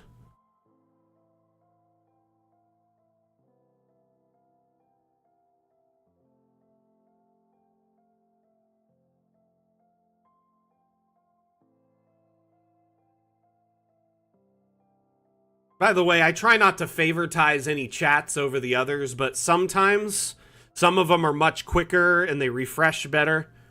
You know what I mean? So, like the Twitch chat, for instance, and the YouTube chats work really well.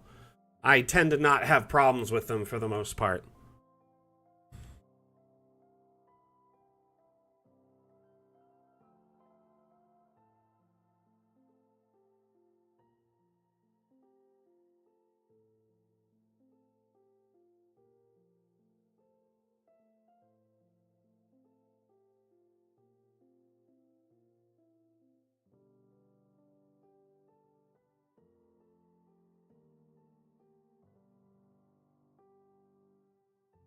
Not bad.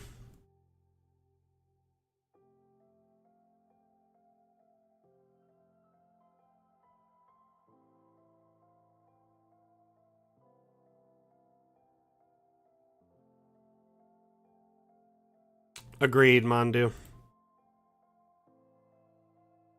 Probably putting way too much time into this, though, I'm not gonna lie.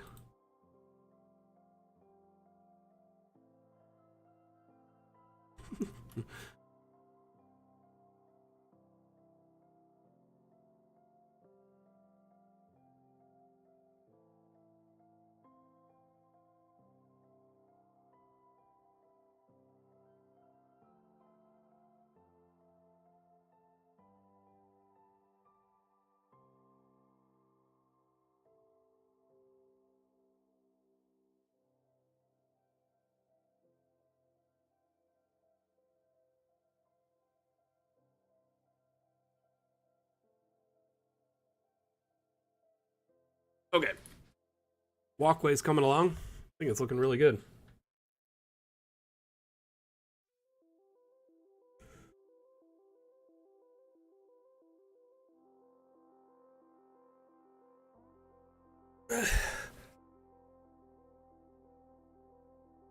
That makes sense, Smokey, for sure. Yeah, Mondu, I agree. To be honest with you, though, I mean, I'm pretty good at merging the two like that, you know, into shorter lengths when I have to on these like tight spaces. You know what I mean?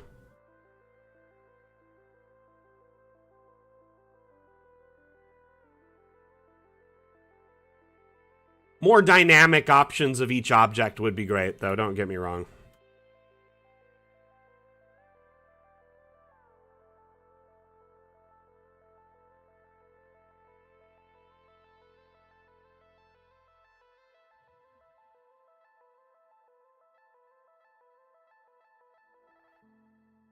That's one of the reasons I picked it is because it's such a replicated like object. It's really like the patterns duplicates a lot, so it's really easy to merge a couple of them together if I need to shorten one or, you know, make it longer.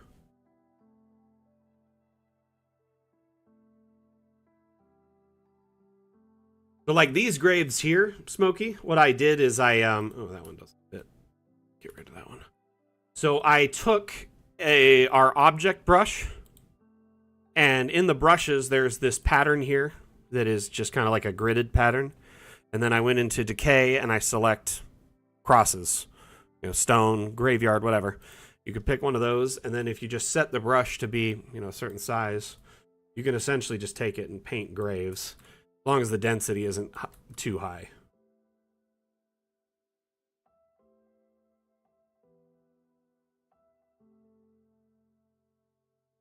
But I mean, I could do this and just kind of get it all over the place. Just crammed into every square inch. Graves on top of graves.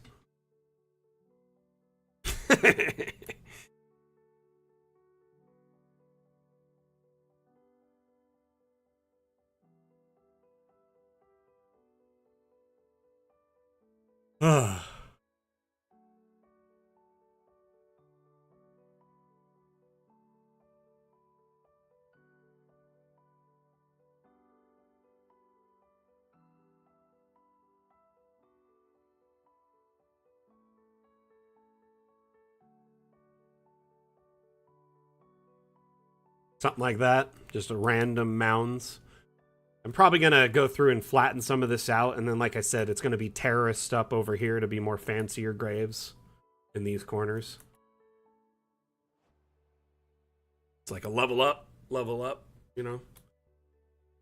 Hey, Smokey, thank you for the sub, by the way, on YouTube. What time is it? Oh, no. We are rapidly approaching the end of the stream. But I just have to say this. If you all have any questions, concerns, inquiries, now is the time to address them because we will be wrapping up in the next 20 minutes.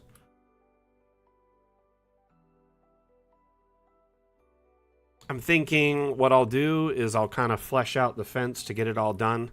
But we did get a good amount done here decorating. Oops. It's looking really good.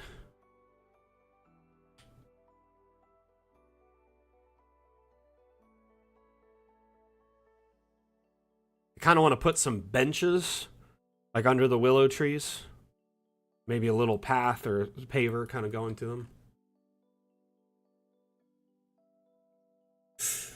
I mean, can't necromancers technically... Okay, so when you summon, like, a skeleton, it doesn't necessarily say it has to take the shape of a humanoid skeleton. Like, it can take whatever form you want it to. You could literally make it a bone scorpion if you wanted it to. Because it's just a mass of bones. Like, if you read the spell description for, for the necromancy, stuff, it is pretty, like, vague in that regard.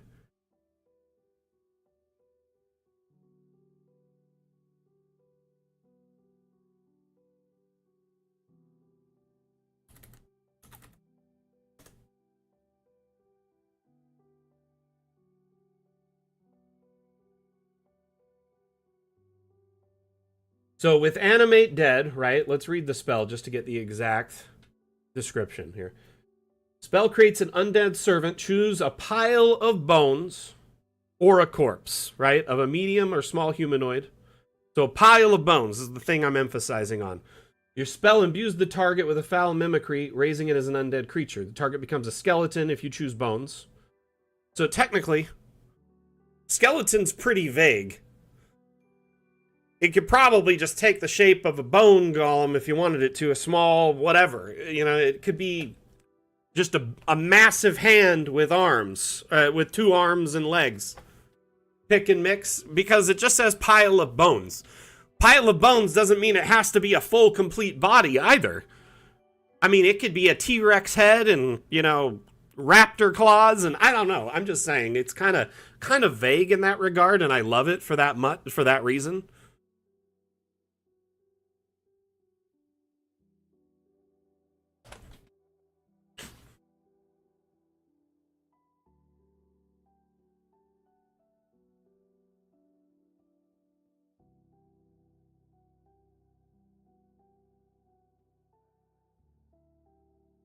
Honestly, the Necromancer class is kind of interesting. For sure.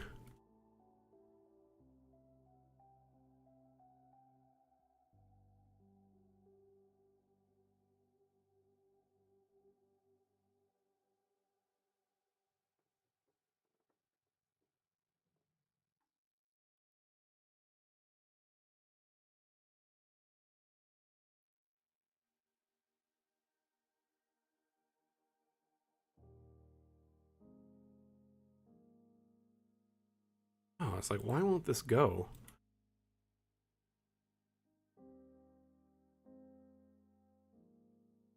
This ivy is biting me. Just trying to put it like right there. It looks like it's going up the wall in the corner. So much more natural.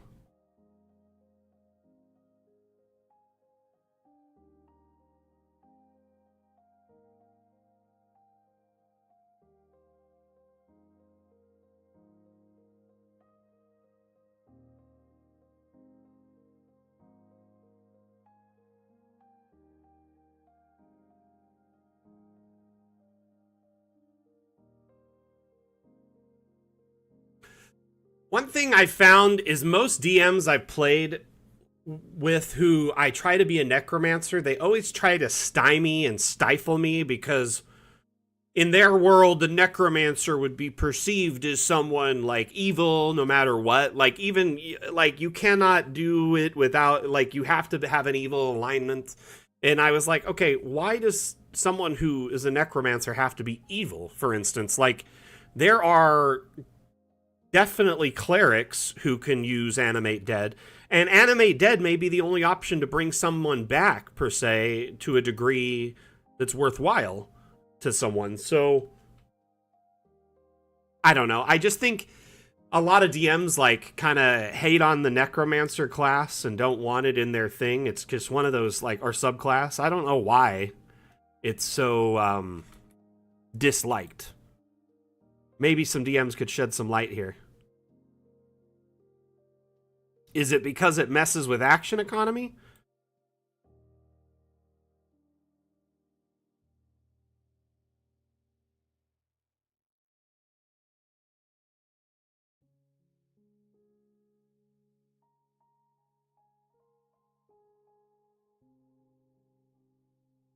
Gosh, that looks so good.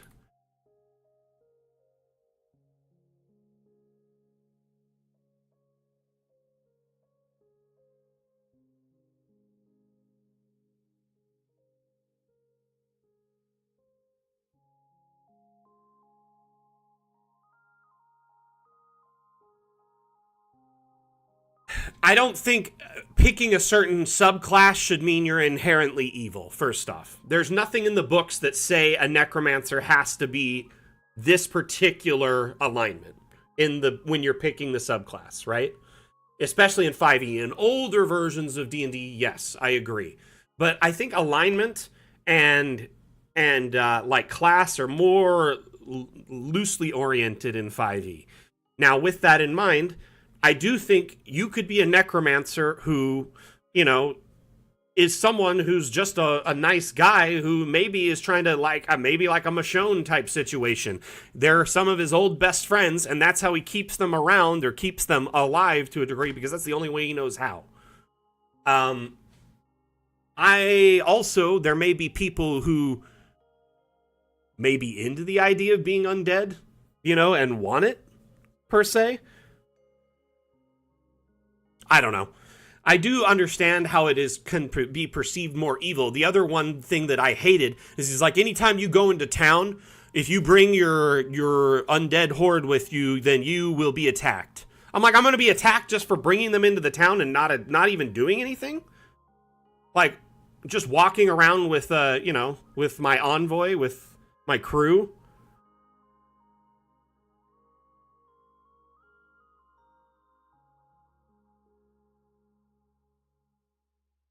So, me personally, I don't really like it when just because I have a certain class, I get stifled or kind of boxed in, you know? But that being said, I understand DM's decision. I'm not going to argue with them over it. You know, at the end of the day, the DM's rule is law.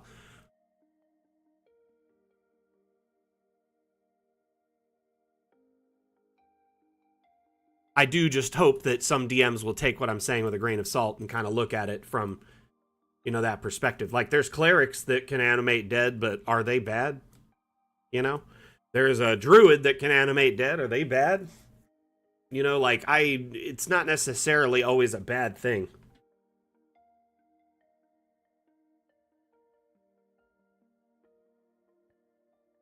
I don't know. I would perceive in a world of magic when necromancers are known, undead are known, and it's easy to probably distinguish between an uncontrolled undead and like a a controlled undead and a feral undead, like a thralled one and a non, Like, if they're following one guy in a perfect line and they're being well behaved, I don't know. There's no reason to just attack them. You know what I mean?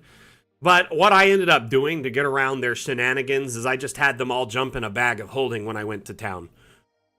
So it was like a clown car, basically, in the bag of holding. I don't know. I do think, like, in an undead setting, where every undead you run across, there's a likelihood you're going to be killed, makes sense, right? But in a, in a magical setting where necromancy is known, The spells, I mean, are everyday occurrences. People can fix things, they can summon animals, they can fly, but yet, you know, a necromancer is considered evil at glance because he just raises bones and corpses.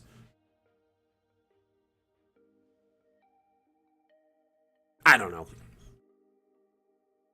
That's like saying use the raise dead, or like the, you know, the speak with dead spell is inherently evil.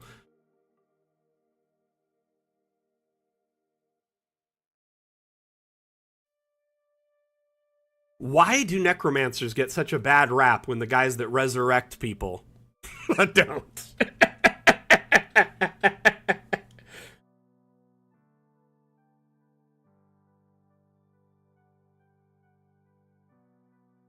Okay, so I'm thinking of like some benches along the fences here. See, in that regard, in my mind, it should be seen as like another form of resurrection. You know, you're literally giving these people a second chance on life. You're Venturesteining them, so to speak. Frankensteining them, and you know, it's the public's perception of them that's backwards, not necessarily. You know, if they're well-behaved zombies and undead, I don't see a problem with them. But yeah, at any moment they could be uncontrolled because you may have stopped casting animate dead on them. Stormy, appreciate that insight there. That's a good perception on this. Which bench should I use? I'm thinking a stone one for outdoor, right? These will be more resilient, and it also matches the kind of aesthetic I've set up here.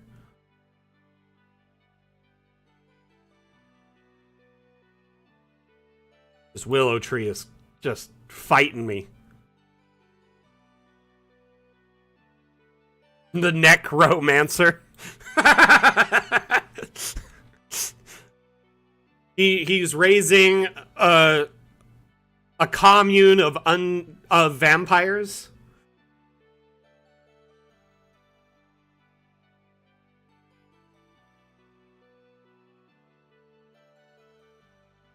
I think I'm going to put some kind of paver here.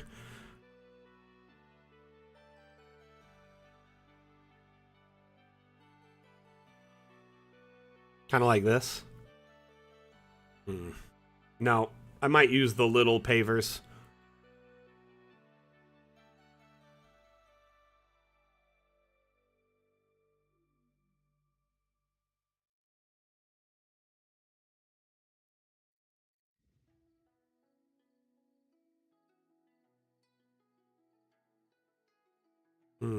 Nope, don't like it. Trying to decide how to make this look like it's walked on. I guess just dirt path. Could do some stone like this, right?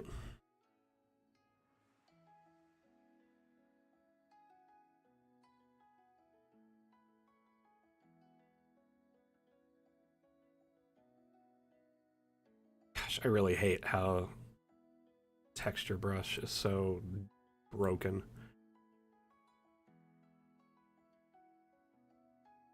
Then we'll go over it with this, right? Change the texture pattern to like a more like a paver stone.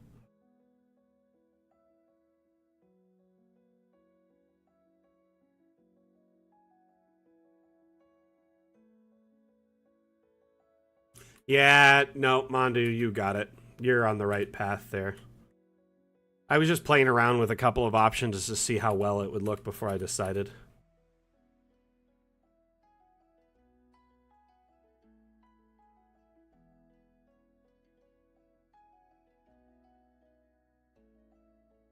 Hey, see you, Stormy.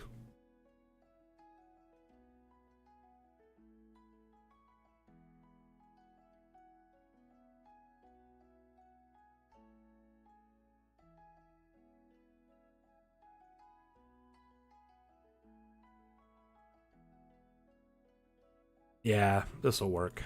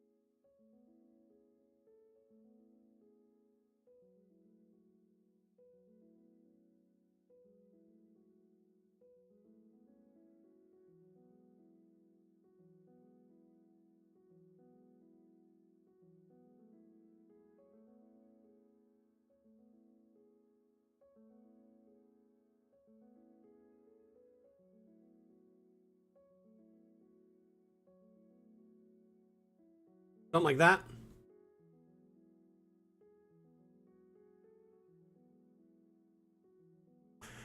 We can just kind of put a little bit of dirt under the pavers.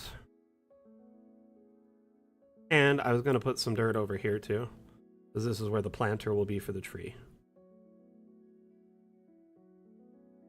Just going to mix a couple types of dirt together. And then essentially this will go right there. And then we'll rotate it till it fits the environment the best.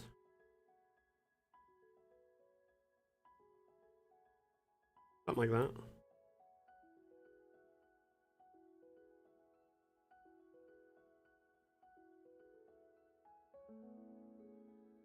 Also, could do a totally different tree if this willow isn't vibing.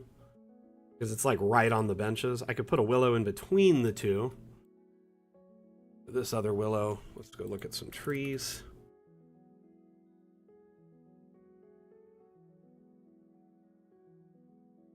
Just like a couple of, like a big maple there in the corner. Then it just buries it. I really like the other one because you could actually see there was something there.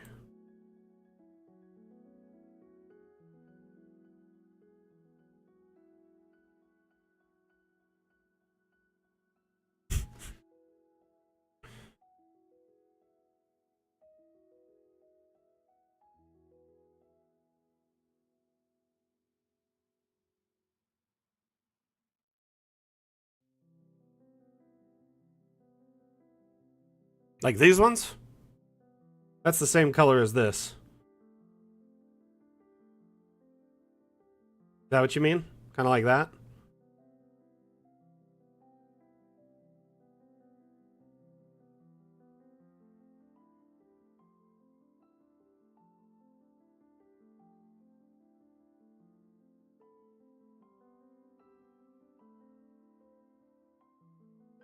I kind of like the flat pavers here, but I get it. Mainly just because this is like, hey, this is a designated path, but I could mix in some. They don't have to be like the perfectly flat ones. Let's try a couple, see what they look like. Rotate them.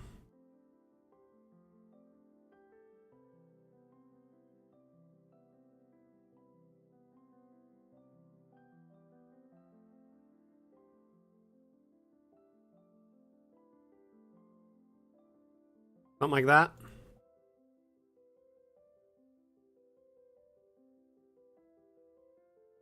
So it's just less monotonous, I guess.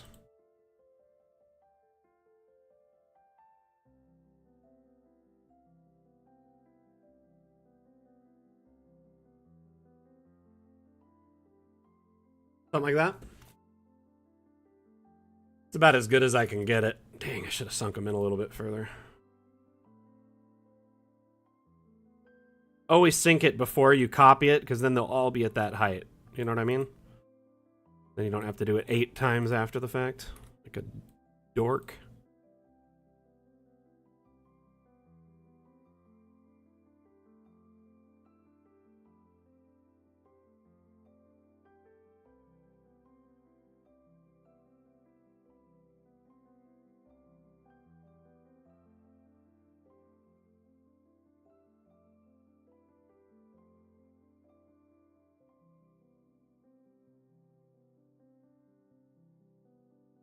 So you're meaning I gotta go through and intricately, like, put in some tiny pavers too?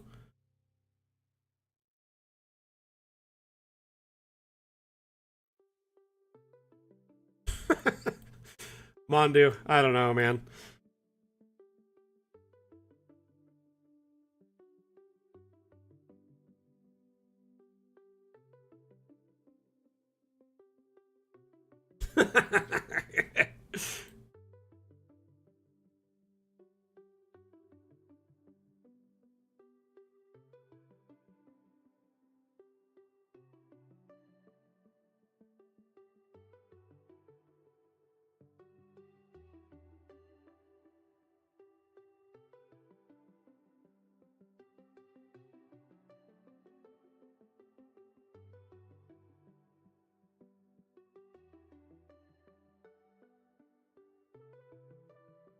Don't tell me how to live my life.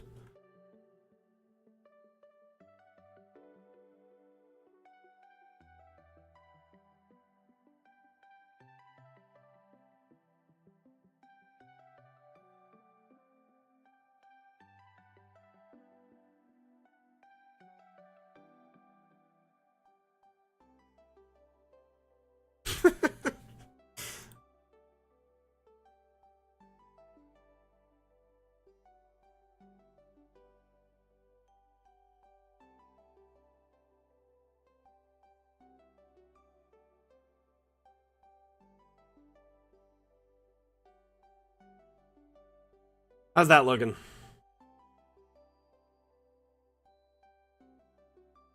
Just say awesome. That's all you gotta say. Just kidding.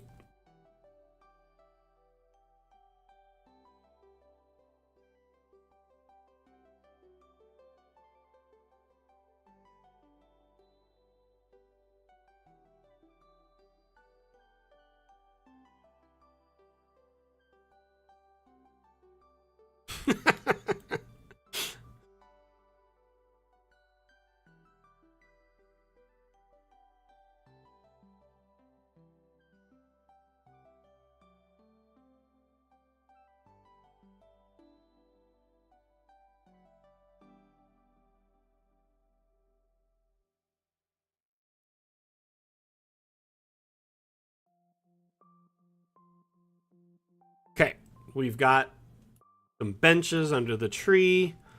We've got some trees. Might even extend this path over this way that comes over to another set of benches. That'll just make this a lot easier. Oh no, time's over. Stream is done for the day. All right, everyone. Now it's time for so long. I'm just kidding. I appreciate everyone who hung out today and supported our community initiative. The Mapmaker Monday streams are a weekly event. Every Monday you'll find us, same map time, same map channel. I will be working on this build for the foreseeable future until it's all wrapped up.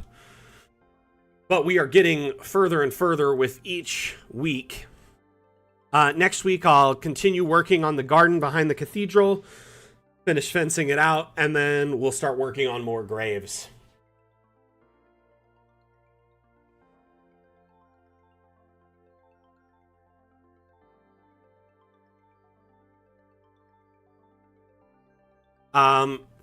We do have a few other streams, though, throughout the week if you're interested in participating.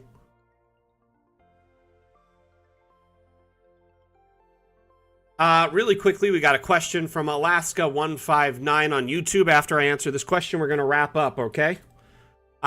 So, basically, map size that you can create is directly dictated by how powerful your computer is.